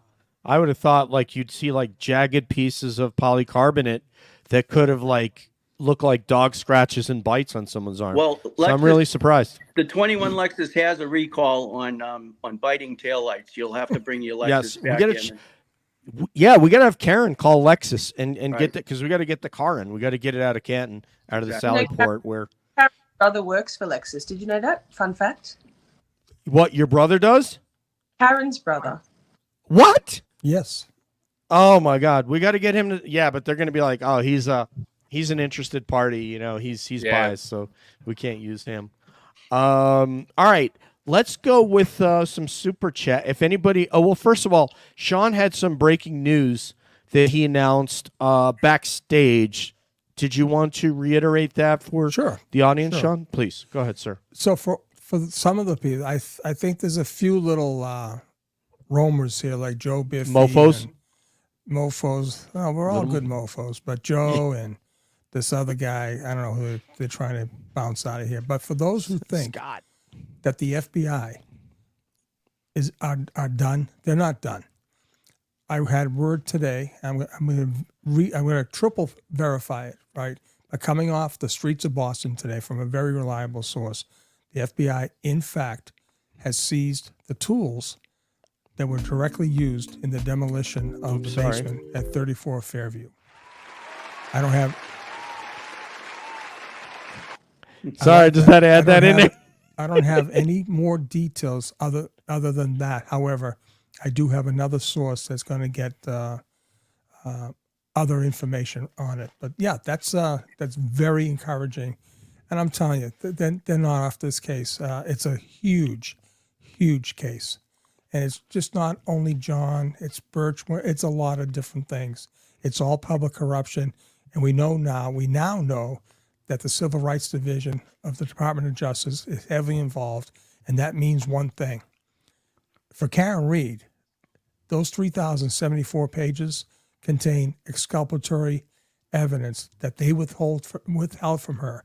That's all civil rights violations, and that's going to be a heavy toll to encounter for these people. And I can tell you right now, from a couple of people I've known, but on the hit list for the DOJ Civil Rights Division, you don't want to be under their scope. That's all I got to say. Can I get an amen? You got Yes. All right. We're all going to read super chats, beginning with Mark Mazza Media and going counterclockwise, because look at us, rebels that we are. There we go. All right, the Pilgrim Shadow. Very familiar with that name. Hope you're doing well. Good evening. My K9 is patrolling the perimeter for any McAlberts or McCabe's that are lurking. Eyes in the sky, paws on the ground. I think we read that one earlier. Oh, we did that. Oh, yeah, maybe we did. I'm sorry. Okay. I'll take another. Forgive me. All right, this one. Well, no, this one's going to Miss Shorty right here. Can you Okay, say this all right. one? Okay. Mazza the man. Yes. All right. Amen. From Caveman. Thank you, Caveman. All right. This one is going to none other than one of the big major mofos, Peter Murphy. Uh-oh. Amazing group of mofos. Thanks from everybody on that one. All right, Nurse Kim. John Como, hi, Miss Shorty. Woo! Our guy, Heart John. emoji. Keep your shirt on, John. No, take it off. Caveman, 1999. Thank you, Caveman. This is going to be a great show. A lot of love. A lot of love to you. Thank you for supporting these roundtables and for showing up. We love everyone, whether you have the bandwidth or not. We love every one of you for showing up, and we really, really do appreciate it. You don't have to contribute anything. We're just happy that you're here. If you got the bandwidth, great. If you don't, we love you. All right. Okay. Okay. Hey, all. Love to all and nice to meet you, DJ. Happy Saturday. And this is from, I might need my glasses on this. Glamour Suze. All right, there you go. All right, Kim's getting in the spirit now. I'm going to let Sean run away with this damn thing. All right, Mazza Media. Stacy Face Travels, $9.99 super chat. If you can't stand for something, you will fall for anything. Free Karen Reed. Absolutely. Thank you, homegirl. All right, next. This one is just great panel from. She's always. Please pass the Peppa. Peppa. Good. Thank you. This one is for our friend Miss Shorty. Oh, again, Caveman with $4.99. Thank you. The only problem they would have, if they would have took her at 6:04, then there was no tail light. They need to plant it after they got the car from Dighton, Nick Barris. Yes. Yes. Yes. Caveman is just doing it. So, Sergeant Murphy. Caveman again. Who mixes Jameson with ginger ale? Higgins a loser. Sean, let's bring on Fat Brian Albert. Jen McCabe is the a loser, and Colin is a punk. That covers a lot. That covers a lot of the players, I guess. True statements, one and all. Caveman. Thank you for those insights. The right answer is D. All of the above. That's right, all of the above. Thank you. Oh man, with all the security training I did today, I lost even more hair for my new job. Okay, all right, Kim, this one's for you. Okay, I got a no. Gave $2 and said, "Awesome group of true crime alive and in chat." Yes. Thank you. There is some total G's. Thank you to everybody in chat. Thank you, Jules, for doing what you be doing. This one is for none other than a guy who appears to be making hay today while the sun is shining, Sean McDonough. LT33, $5. Thank you, LT. Underrated testimony. Lieutenant Harrod testified.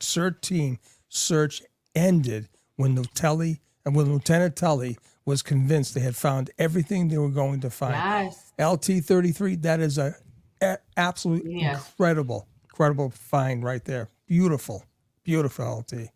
Thank you, LT. I appreciate that. Yeah. You may be a law enforcement officer yourself, and thank you so much if you are for what you're doing. This one goes to Mark Mazza Media, who's about to go ape on let's see, Cash App and Venmo. You better take those people off his damn name. There's only one Mazza Media. Recognize. Right. Go ahead. That's right. Exactly. Thank you, DJ. I appreciate it. This super chat is from Trevor Maverick, $4.99. Everyone assumes a pic of taillight wasn't ever taken, but what if one was taken and later discarded because they knew it wouldn't cut it? Anybody on the panel Very for that good. one? Yeah. Very good. That's awesome. That's great. Yep. We've said during other panels that everything that was organic is basically that just is favoring Karen Reed, and everything that is everything that's exculpatory and everything that it seems that points against her had to be manufactured and synthetic, man-made in one way or the other. So, and maybe in Helena Rafferty's case, woman-made for all I know. Okay. This is from, I want to say this in my New York accent. Hey, Glera. How you doing, Glera? I like your show. That's what I want to say. So thank you so much, Glera. I do watch you. I really dig your show, and I would also like to have you on one of these panels because we got to do something for Sandra Birchmore. Peter and I spent a significant amount of time the other day talking about Mizzy coming up and Sandra Birchmore, and we have to do a roundtable for Sandra Birchmore because most of the oxygen in the room is being consumed by Karen Reed, but Sandra Birchmore is an even more aggrieved party, if you will, than is Karen Reed. And I know you guys are covering it on your shows, but we just need more. You know, we just need more, right? Even though the FBI may have gotten on to Karen Reed from Sandra Birchmore. Okay, Caveman, you are such a blessing. I can't thank you enough. This one goes to, who's the next one to read? Is it Miss Shorty? Yes, Yes. Yeah, my glasses. I need to get new glasses. Okay, Caveman, again, an always giver. $4.99. Thank you. Yes. Question: why would Jen McAlbert call John's phone 7 times within 20 minutes? Only one reason. No one can think of looking for his phone after they beat him. Yeah, obviously. Yeah. Is that it? Okay. It looks like the panel are no nodding doubt. their heads in agreement on that. This is just a... Yes, ma'am? I just said 100%. Why? They weren't butt dials. No, oh no. I mean, wasn't there a butt dial conversation with Higgins and Albert? So it is possible to butt dial, answer, and then butt dial, hang up, and have a conversation while Brian Albert is drunk and having. Well, I don't want to go any further on that one. It can get a little grody. Thank you, Happy Pup Mama, because we got Mike isn't here. The dog father. I'm going to send him pictures of my dogs because I'm such a fan, and I also have 3 cats. So. Me and Mazza are cool like that, man. So my 3 are the tiger, the bobcat, and the Black Panther. So those aren't their names, but those are their nicknames. All right, reality check. Who wants to? I think she's trying to connect with Nurse Kim or Miss Shorty. I can't remember. Who's reading this one? I don't remember. Oh, I'm going. Yes, it's me. And a reality check. $4.99. Nurse Kim, I saw your invitation, and I would like to chat with you when you're in South Carolina. Reach out to me on there. I will. Okay. I'm be gone for a week. So yes. And if we're staying with the proper accent, it's South Carolina, right? Isn't there an R in the end? True. Yeah. Thank you, Sean. This one is I picked out. Would you read this one from Lisa Lee? I will. Lisa Lee. Just the fact Chloe lived on a property for 7 years, his DNA was all over that yard. So why done on John putting the bites to the side?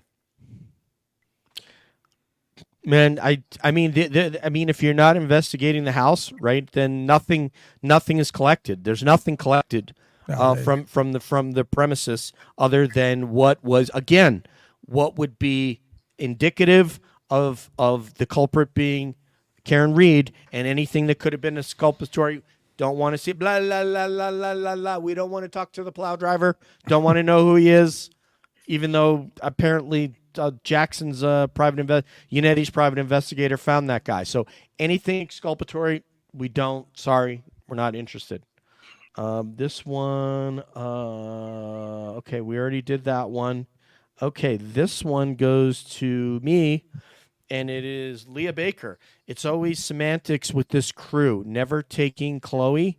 Maybe it was Caitlin. Tristan got legal advice from family. I think we covered that one way earlier, so forgive me, but the panel who's more knowledgeable on these aspects weighed in on that, Leah. I hope that was satiating for you.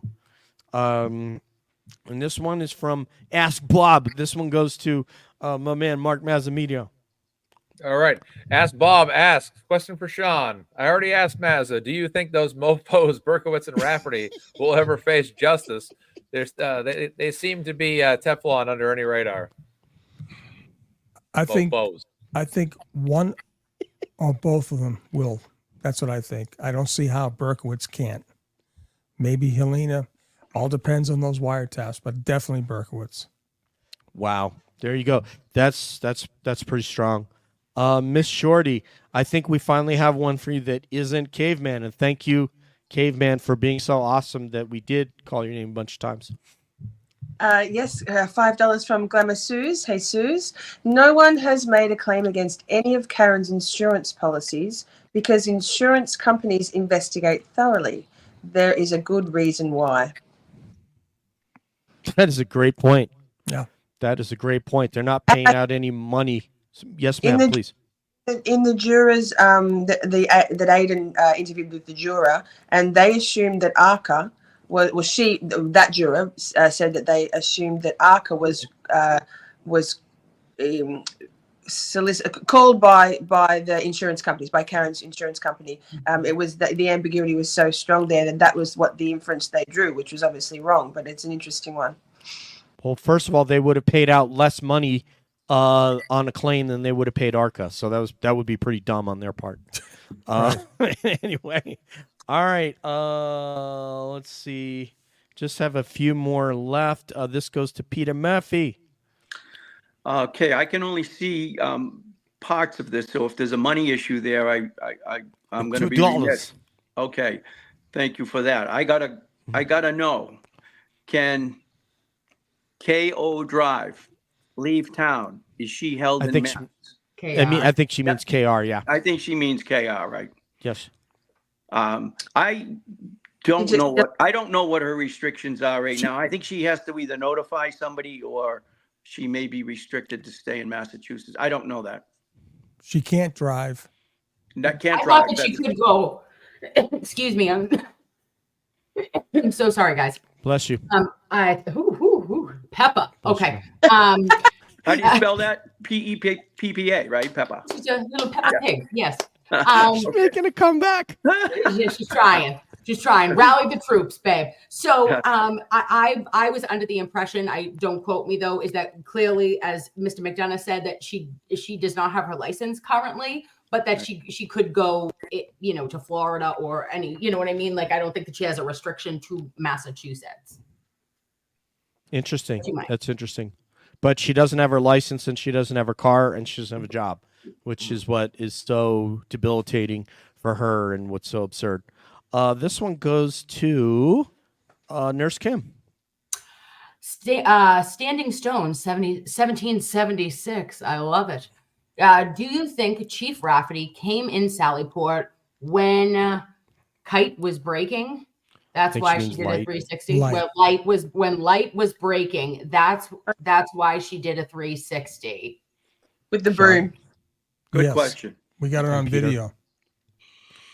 The only thing I would say is why would they have Wanless remove the taillight if they were going to break it when it was on the car? Well, I'll take that. All right. So what Wanless did, Wanless came several days later. Okay. What Wanless did was not a problem. Not at all. They had every reason to take that taillight, okay, because it was processed. What the problem, like Peter knows, the problem about what Wanless did was the fact that he did not exist on any report by the state police. And when you touch evidence, that's why I keep my hands behind my back. You'll get this. You'll understand this, DJ. You know those red envelopes that have classified documents. I put God, my I'm hands right behind my studying back. it I all ain't day touching long. shit, buddy. I'm not touching any of that stuff. Same with evidence. You touch that evidence, you have to be responsible for that evidence. You're going to be on a chain of custody. And he was not on the chain of custody. And that was the issue that Peter and I, so were they trying to hide the ball? And as it turns out, it was a nothing burger for anyone because it didn't matter. Listen, Karen Reed put on 6 witnesses, only 6, and they still couldn't convict her. He could have taken off 1,000 taillights. It didn't matter to them. So, but in the early parts of this investigation, to us, it was huge because what are they trying to conceal?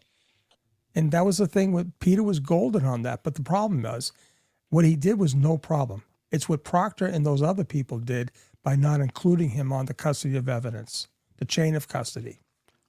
Would you please refer to them as MoFos for the balance of this conversation? There'd be MoFos all day long. They're all MoFos. Better about that myself, DJ. Thank you. Yeah, thank you, brother. We're all in unison on this. Sean, could you read this one? Yes, J1 Justice, 1999. Thank you, J1 Thank you. Justice. Thank you, J1. Justice for Karen Reed is justice for all of us. That's true. Proctor, Fanning, Buchanan conducted a 30-day investigation into the egregious shooting of Justin Root. Norfolk DA and these investigators need to go to jail. And J1 Justice, I guarantee you, some of them are going to go to jail. No doubt about it. Yeah. I hope so. I really hope so. Again, you really, as a human being, you really don't like to celebrate when something bad happens to another human being. Right. But in this case, they are trying to force this woman into jail. And if you don't like her demeanor and you don't like the way that she screams at John O'Keefe in Aruba or in other public places, that's fine. She's, all of us are entitled our bad moments. I've heard Kim say it. My wife and I have yelled at each other and called each other names, and we love each other, and we would never leave one another. So these things happen, in relationships. It doesn't mean that someone wanted to commit murder. Yes, sir. Did you guys ever call each other MoFos during any of those arguments? No, but I'm going to teach her that word. My wife is, she's Brazilian. She speaks broken English. I'll teach her the word MoFo. And see if she starts. Please have her on. So. We would like to hear that. I would love that. She goes, "What are you doing, you stupid guy? I tell you, no parking place, no have sign, no parking." She yelled at me the other day because I got a ticket on base. Anyway, Misadventure. She's a wonderful human being. I love her. Misadventurous Book Mouse. Just realized Chloe texting in Kim's background. Yeah, she was on the beach early, and now she's back in the car. I mean, she's a traveling girl. I can't get over that. I love it. It's a great one. Oh, my God. All right, this one is going to Mark me. I'm sorry we're getting through these. We're getting near the end, guys, and if you have to go, I can get everybody out of here, and I can read the rest of these. I don't want to keep you. I mean, we have 12 minutes to reach the 2-hour mark, and I don't want to keep you a second longer. Go ahead, Mark, please. Sure. Next, super chats from Mystery Singer. Proctor and Kevin Albert being suspended is just the beginning. FBI has a 20-year investigation on Canton and Stoughton's police departments. They will indict the Alberts and Proctor with their 3074 report on Reed and Birchmore. I thought about you, Sean, just as I was reading this. I'm like, yeah. Absolutely.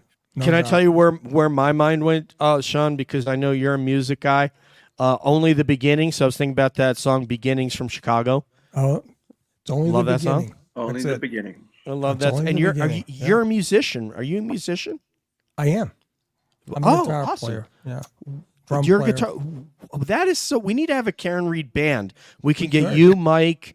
We need a drummer. I mean, I can. Oh yes, put me on cowbell, baby. Yeah.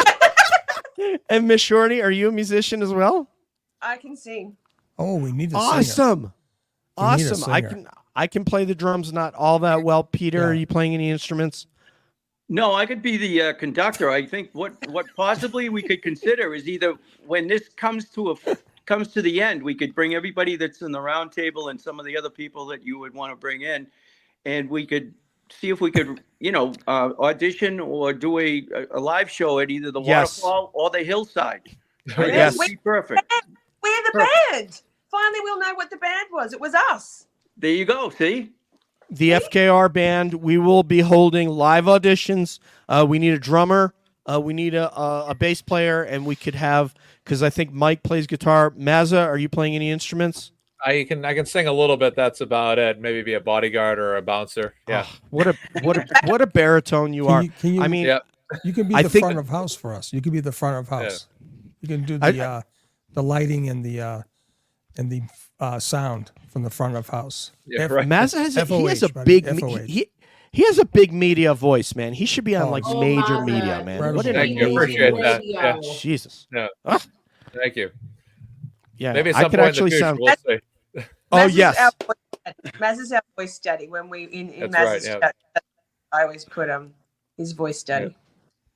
Okay. Could you read this one, Miss Shorty? Is that not the same one as the last one? I feel like it is, Oh. or it's not. It is the It's same one. not. It is the same one. Okay, let me go to the next one.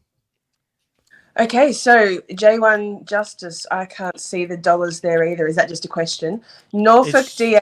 Yes, okay. So Norfolk DA hung Justin's bloody clothes on hangers. When Fanning was asked why Root's shirt was not that bloody, he responded that it could have been dry cleaned. Say what? I don't know the Justin Root case, so you'll have to forgive me on that. I'm not smarter than that. I don't know if anybody is. But I Yes, got sir. into this. You Yeah, want to hear please. it real quick? Yeah. It'll take Yeah, 5 yeah. minutes, right? Justin, he was living in Mattapan, my old little stomping grounds, and he had some mental health issues. So he ended up going downtown Boston to a Jesus, look at Tom Fleming's in the house. He went to a hospital downtown Boston, and he had gotten into a little skirmish with the guards. Someone said he had a gun.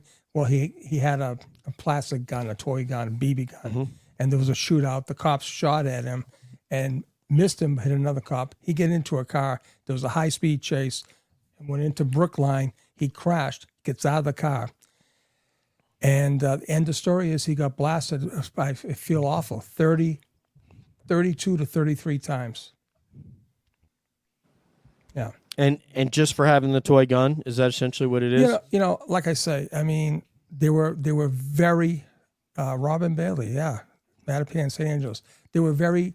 Listen, I heard the radio dispatch. Shots fired, police officer down, man down. So that gets everyone high strung, high charge. And then, right before the cops got on the scene, there was a first responder, like nurse or doctor, or maybe an off-duty police officer that came to his aid because he got out of the car and he stumbled. I saw the whole thing. I've been really looking at this, and it's under the DA. Okay, the problem is when you have a big chase like that and it's pumped up, one guy fires. I hate to say it. You know how it goes, and I think there was some crossfire, but he clearly didn't shoot anyone because he had an inoperable gun. So sad, very sad, very sad case. And like I said, now on the contrary, one quick thing, we had a DEA agent in Miami, and he shot many times at these bad guys, right? So he was on the stand, and one of the defense attorneys goes, Agent White, why did you shoot my client 22 times? He says, because I ran out of bullets. Oh, Wow. God. Yeah. I mean, if he had that's- more bullets, he would have shot more because he was under fire himself. So anyways, like I don't those two think people dudes. got that. Must be too late. He says, because No. I ran out of bullets. Come I- on, Peter. no, Give us- I got that. I got that. I totally got that, man. Yeah. I totally got that. I've heard that. But on, in this I heard thing, that a we number of had times. several officers. It's just it's a tough case. It is a tough case. I feel bad for the Root family, but I'd like to do a deeper dive on it. I really would. And thank you for bringing that up, because we'd Yeah. be happy to, if Sean's happy to tackle it. I think there's several other of us that are also happy to tackle it. And by the way, I think the next one in this panel that's probably going to go to law school is probably going to be Nurse Kim. Anyway, where's the blood? Great. Well, Both Peter, 3 liters of blood. Where is it? yeah. Well, guess what? God knows what they found downstairs in the basement. Yeah. A whole bunch. Yeah, I pray that they did. I pray that someone found a little bit of John's blood down there, and then the case is over. So Lally, first of all, Gina G, thank you so much for the $5. Lally lost a 2017 trial of Yang Long Chow, and Bev was the presiding judge. Wow. Is anyone familiar with that case? No. Okay. Not it is surprising, but I find some bias there. Janelle Grace, the all-staff panel needs to happen. No, once a week we can't do this. It's too much bandwidth and too much energy, but we will do another one. And the next one is going to be Sandra Birchmore for sure. And I've talked to Mizzy and I need to make that happen. I would try to get Dave on that show too. DJ, if you can, Dave Cullinane. I would love to. Yeah. He produced the Case season 2 from Barstool Sports on Sandra. And, that was amazing. Yeah. That was amazing. Yeah. Okay. So I will coordinate with you for Dave. I know Peter's going to be on it, and Mizzy's going to be on it. And I just want to get she's amazing. When this girl speaks about Sandra Birchmore, to me, as somebody who considers himself a little bit of an empath, she's fighting back tears every single time she talks about that case. She's fighting back real tears over the loss of that girl and her baby. And that should strike all of you. What a wonderful human being she is. And Peter shared some other things with me that even gives me additional respect for Mizzy. Right. Just as a point of info too, she's got a standout organized tomorrow from, I want to say, 2 to 5, perhaps, in Canton. So there'll be Sandra? For Sandra, yes, in front of the Canton Town Hall. And as I think it's been mentioned to this group, and I think we are aware of it, at least this circle, both cases, I think Sean's indicated and commented on, both cases are joined at the hip as far as a lot of the investigators and obviously the DA's office, the troopers. Both decedents were in the town of Canton. So tomorrow's going to be a pretty significant day. And Mizzy travels a long distance to make these standouts for herself. Thank you, Mizzy, for all you do. Comment? Can I make a comment real quick? Please, sir. I just want to tell Tom Fleming I'm taking my plane up to Pensacola tomorrow. If you'd like to meet me, I could fly up and pick you up. You want to meet in Pensacola, Tom? What are we doing? It's a private joke. That's all. Private joke. I love it. All right, Tommy boy. Yes. Ironically, there were no taillight pieces found in solo cups. I mean, you would have thought the backpack blower would have blown them all the way over to Kelleher's lawn. So I don't know what the hell happened, but I would always think that police officers would go to a scene with a backpack blower because certainly none of the evidence would be disturbed by that. I don't think. No. So, I didn't go to detective school, but all right, there's only one person on this panel qualified to read this one right here, and it is, of course, Nurse Kim. Oh, Mindy gives $4.99. Thank you so much, Mindy. Can we get a Jennifer McCabe from our smart and pretty best friend from out of town? I love your face, Mindy. Nice. All right, this one right here. Thank you very much, Jenna Caswell Hall. Great panel. Karen is factually innocent, and you know that. Last couple here. Kelly Reed in the house. Woo! Kelly. This is going to Martin. In love, Kelly. All right, let's go to Sean on this one. Kelly Reed, $4.99. Hi, everyone. Great show, great panel. Justice is coming. Amen. Free Karen Reed. Good to meet you, Miss Kelly Reed. I've never had you in our chat before, and it's an honor that you're here, and we're hoping that we can find justice for your sister. This one right here to Mazza. All right. Paul Cristoforo. Never heard of him before. Never heard of him. I don't know who this guy is, but great panel. I love you guys. International Standout Labor Day. Check the sites for check the site for details. That's freekarenreedstandouts.com. Again, freekarenreedstandouts.com. Also, I should note, just check that list there's a tab right at the top right. It says standout list. Click on that. You can find out all the local standouts that are occurring tomorrow and in the future as well. They're updating that website frequently here. So it's going to be great. Paul is a great man, and he's been working tirelessly with the media, a lot of media relations he's done, contacting the news outlets, letting them know about our standouts, letting them know about what we're doing as a large group of supporters of Karen Reed. So hats off to Paul. You're the man. Kelly Reed, shout out to you as well. All right. Amen. Hey, Paul, can I get it? Can I get an amen there, Paisan? All right, this one. Before we move on, can I just say with regards to standouts, because we have 2,000 people in the chat here, I'm actually, myself and a couple of other Aussies are organising a nationwide Free Karen Reed standout on Sunday, September the 1st, so next Sunday. There's one already in Melbourne. At 10 a.m. already organised. That's me.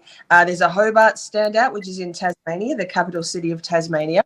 10 a.m. also. The details for meeting points for both are on that standout website, so have a look. But if there's anybody in Australia who lives in any of the other capital cities that are here now in the chat, or replay crew, love you. Sydney, Brisbane, Perth, Adelaide, Canberra. We love to make this a nationwide thing at the same time, Sunday the 1st of September, 10 a.m. Easy peasy. I've got my paints and cardboard ready to make my signs later after this live has ended, signs. And I just think we should really, we're all here watching. Australians are very much invested in this case and in Karen Reed's innocence and in, shining a light on the corruption. Australians hate corruption and they always go for the underdog. So if anybody would like to be a representative in their capital city or come along to either of the existing standouts next Sunday, 10 a.m., DM me on Twitter or email me. My email is on my channel. So I just wanted to say that. And I'll put. And by the way, everybody that you see appearing today, yes, Miss Shorty. Everybody that's here on the channel, their stuff will be in my show notes. So if you go to the show notes for this episode later tonight, it'll have, and every content creator, when you have someone on your show, put their damn stuff in the show notes. Don't let me go search for Mizzy. I should be able to find her in your show notes if she don't spend an hour with you. Anyway, Mazza, I know you're inspired by what you just heard because just to your left, you've seen someone who is as passionate about this as you are. So yeah, absolutely. Miss Shorty's done an awesome job, and it's so awesome to just not only see how this following of Karen and supporting Karen evolved outside of the state, across the state of Massachusetts, across the Northeast, across the country, and then internationally when we found out that we not only had a big Karen Reed contingent in the UK, but also down in Australia, which is one of the most beautiful countries on earth that I've never been to. But Australia, we love you guys, and Miss Shorty, you've just done an awesome job. You've been fantastic, and just a special acknowledgement to you for all you've done. We love you. Can I hijack today because I've got another. Please, ma'am. So when the popcorn when raising funds for Karen's Defence Fund, which has been an ongoing, amazing thing that has been happening, and people have been donating to Karen's Defence Fund, sending Venmos to her. Then when the whole popcorn thing got shut down, I know it's been reinstated now, but I had this thought that that I wanted to be able to do something. It was before the standouts were being organised. I wanted to do something from over here in Australia, and so I had designed a free Karen Reed like a graphic, and so I printed off 200 stickers. Can you see that? Wow. Yeah. There's only 200 of them, free Karen Reed bumper stickers. I bought pink envelopes and pink thank you cards, and they've now been mostly all shipped to some helpers in the US so they can post them internally. So it's a fundraiser for Karen. So if anybody would like one of these Miss Shorty custom stickers, limited edition, if you make a donation to Karen's Defence Fund, I'm not touching the money. There's nothing dodgy about this. If you were to send a donation, $10 plus will get you one sticker. $50 plus get you 2. $100 plus get you 3. 1 entry per person. And then if you screenshot your donation, and again, email it to me, DM me on Twitter with your postal address, that will be sent out immediately. So get on it. Like I'm over here from down under trying to do my little thing, and it would be really amazing if people could get on board. And it's a pretty cool thing, really high quality, custom designed. That. I'll Let's do take it. 2, Miss Shorty, and I'll send you my screenshot for my donation tonight. I love your face, All Kim. right. I'm all over it like gravy on rice.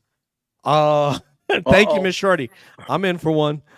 This lady right here wanted to hear me pronounce her name because obviously last time, Sarah, I pronounced it incorrectly without the Massachusetts accent. So it's Sarah in shock and horror.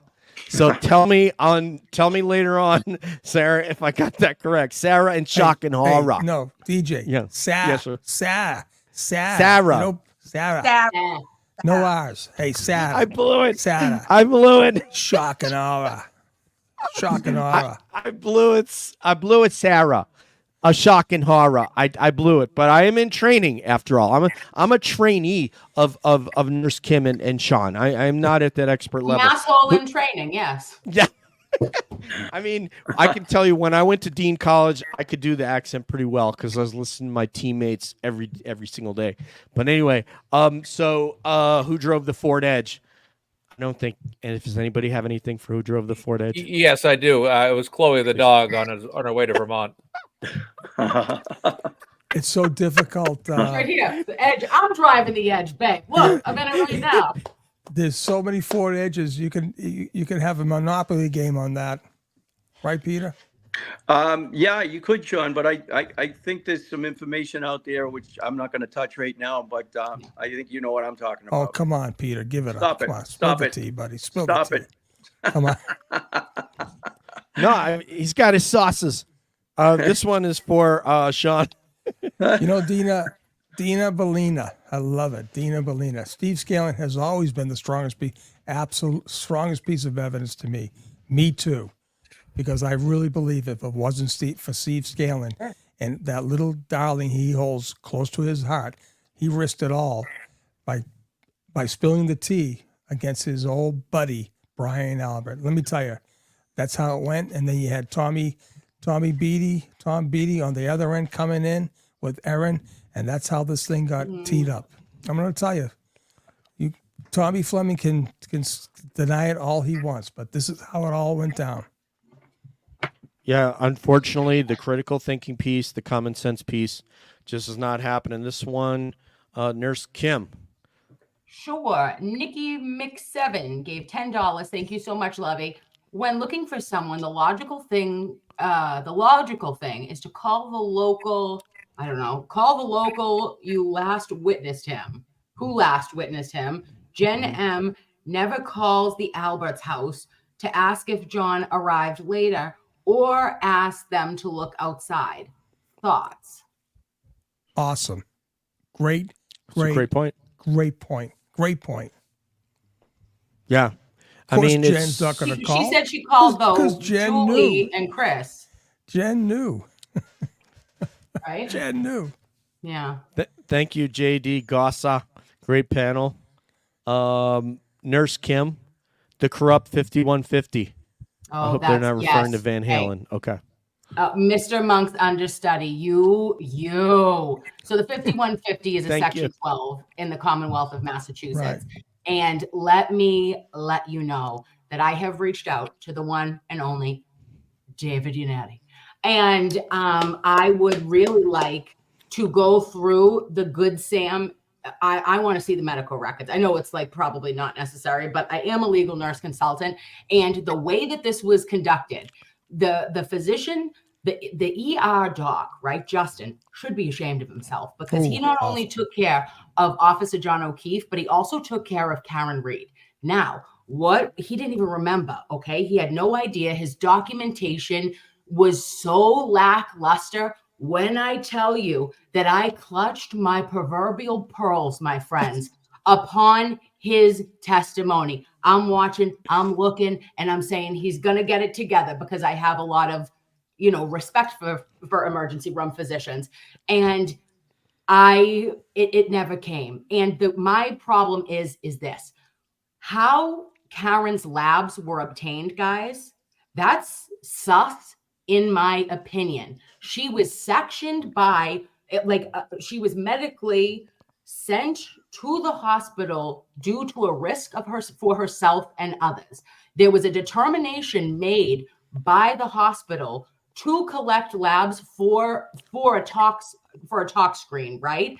But that was never requested by the police. So, babes, let's write a motion.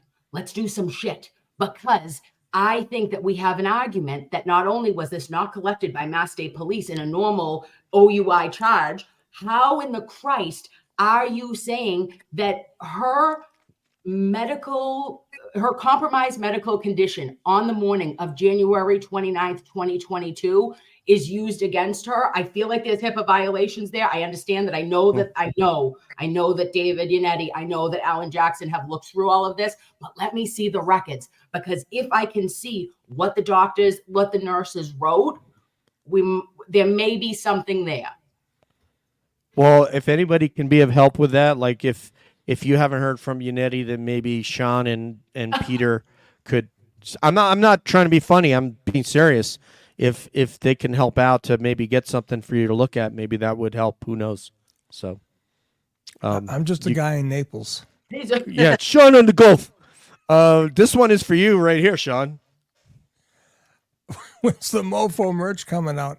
Listen, Thank you. I'm Give me just a trying break, to get back into the grind here. Someone did reach out to me, Mary Loughran. Yes, she did, Mary, and we're going to work on something. That's true. I'm down for a MoFo shirt. I'm down for a bumper sticker. Just want to get that out there. Oh, I got to tell you, I thank Olivia Nile for this shirt, or maybe it's the other shirt. It's either Olivia or our other, he will not be named, partner that I have with Olivia. That's a whole other story. Oh yeah, and we have it's called in my little phone the OG Dream Team. Me, Olivia, and a name to be kept very, very confidential. Well, none of us here are Sean, class. It's just me and you. Let's talk. Yeah, you have a lot of sources there, young lady. I'm not cleared up to that level to know. But Sean, right. since you're, what's the name of the David Letterman show band leader? It's Paul something. What's his name? Yeah, he looks like you. Yeah, that's what I was going to say. You look like him, DJ. I don't have that. Come on, I'm not growing my hair on the sides. Oh, God. But yeah, Paul. He's great too. Paul Schaefer. Paul Schaefer. That's right. Okay, because Midnight Moon wants to know, since you're the Paul Schaefer of the Free Karen Reed band, can he play trombone? Would you be willing to have brass? I would listen. I'll tell you a quick story, real quick. I was in a rock and roll band in high school, and I said to my guys, "We need a brass section." And they said, "Fuck you." I'm sorry, Sean. What are you doing? And this is a family show. Family show. I wanted children are watching show. I wanted to do Tower Power songs back then. And the band said no. I said, all right, yes, Midnight Moon, trombones, trumpets, the whole 9 yards. Dude, look at Chicago. Anybody go back, look at that Come on. 1970 video on YouTube from Tanglewood, I think it was called. It's an incredible live Chicago, and their brass are just ridiculous, man. Yeah. I Sorry think we're about coming that, down. DJ. No, it's okay. It's all right, brother. I'll take the hit. It's all good, man. Light me up. Thank you so much, Reality Check. I appreciate you down in South Carolina. Check. And that, beautiful. Same thing here. Thank you, Richie, the fence guy. Richie, I mean, are you for the fiber boards as opposed to synthetic fiber as opposed to wood? Because the wood rots. So just if you would let us know about that. Thank you very much, Richie. DJ, excuse me, sir. just to interrupt. This Richie, the fence guy, is a very, very active participant in this Karen Reed movement. Very active. Thank you, Richie, the Richie, fence guy. thank you, bro, man. Oh, let me tell you, that's Richie. Oh, I know who Richie is now. Yes, he is. Yes. Richie's a good guy. Yeah, Real good good guy. Yep. Yeah. Thank you, Richie. And that's a legitimate question about the fence, by the way. like a Jimmy Fallon style music jam. Hell yeah. All right, last More one. cowbell. Last Here. one from M. Gaglio. MJ. Or MJ Gaglio. Sorry, I don't have me glasses on, Sean. MJ. I don't have me glasses on. I can't read it without me glasses. He's one of your Can countrymen. MJ Gaglio. Was that pretty good though, Kim? I did a little bit of Irish for you. I love it. Right? Okay. All right. The winner of tonight's coolest Massachusetts accent. Would you like to vote on that, or do you guys want me to just pick? Mazza, do you want to make a vote? It's a pick. I'm gonna vote for Nurse Kim on this one. I second. Okay. I'm going to vote for DJ. I'm going to vote Miss- for DJ. Miss Shorty, who had the coolest Massachusetts accent tonight? Nurse Was Kim. it- Absolutely. Yeah. Yeah. Nurse Kim. Oh my And a God! close Am I the second only to one going DJ. for Sean? Oh, I love No, this one. I want vote for to. Sean. I want to recap. Where are the hanging chads? All right. So once again, the return winner of coolest Massachusetts accent on Calling All Beings, Nurse Kim. Put your hands together. Wait a minute. Here we go. There we go. All right, Nurse Kim. Thank you, homegirl. We appreciate you. And I want to wait. There we go. I was able to stop it. I want to thank everybody for joining us. I want to thank everybody in the chat, Julie, and we got a couple of, I don't know how many message comments we had here. I mean, we had, was it almost 1,200 comments Tons. there? Tons. Yeah, Wow. and 2,500 people watching. Look at that. Thank you so much, Mazza Media. It was an honor to meet you and have you join, and I can't wait to speak with you again one-on-one. Also, Nurse Kim as well. I'm going to get you because we talked about doing a one-on-one with you and let you just go hog wild up and just take over the joint. Miss Shorty, thank you for all you're doing. I know Mazza was inspired sitting next to you, and I'm inspired as well, and I'm buying one of your bumper stickers. All right? As am I. Yes. Thank you. Thank you so much, Miss Shorty. Though you are a voice that we all appreciate so much. Your memory, your activism, and your love for Karen, for her family, for Officer John O'Keefe and the community is so commendable, and we just love your face. Oh, thank you. Yeah. Oh. We love you, John O'Keefe. We haven't forgotten you, bro, man. We're going to get there, so don't you worry. Don't you worry, brother. We haven't forgot you. Peter Murphy, thank you, brother. I appreciate you. Glad to be here, and it was a great roundtable. Thank you. Very good. Thank you, bro, man. Nurse Kim, thank you, homegirl. Thank you. All right. She said it's so low. Where the hell's the microphone? I couldn't hear you, but no, thank you for coming on. I appreciate it. The whisper. It's a whisper. ASMR. Okay. Okay. All right. And we'll get Dave Cullinane on as well, man. We'll get him on that round table for Sandra Birchmore.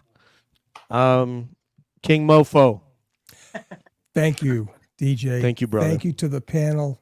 It was great meeting you, Miss Shorty, Dave, Mazza, Nurse Kim, Kimmy, Peter, and listen to the chat. I see what you're saying out there. There will be a show coming up for everyone, not just the very elite, but for everyone. I'm going to get that party running. So hang in there. It's been a long day. Long. Lot Thank of you. intel. Lot of intel. You know those days, DJ. You know when they're coming over the cosmic frontier. You know those days are. Oh man, I'm glad you guys are getting it, man. Come Because on it's gonna now. keep putting pressure on the dodgeball team led by Psycho Brian Elbert. So Oh, check man, your is he ever. check your email. One of the folks from the last show reached out to me, and she sent a really good photo to me and you on email of Brian, and I think it's Marty Kraft. So Marty. anyway, I'm going to check that out. okay. Marty. I'm going to ET phone home. Bye, guys. All right, bye everybody. On Hey, behalf thank of you. Thank you Mazza, all the Shorty, chat. Stay Thank well. you. peace out. One Peace love, it out. Good evening. and There we'll we see you go. down the road. Uncle Mofo. Where are we going?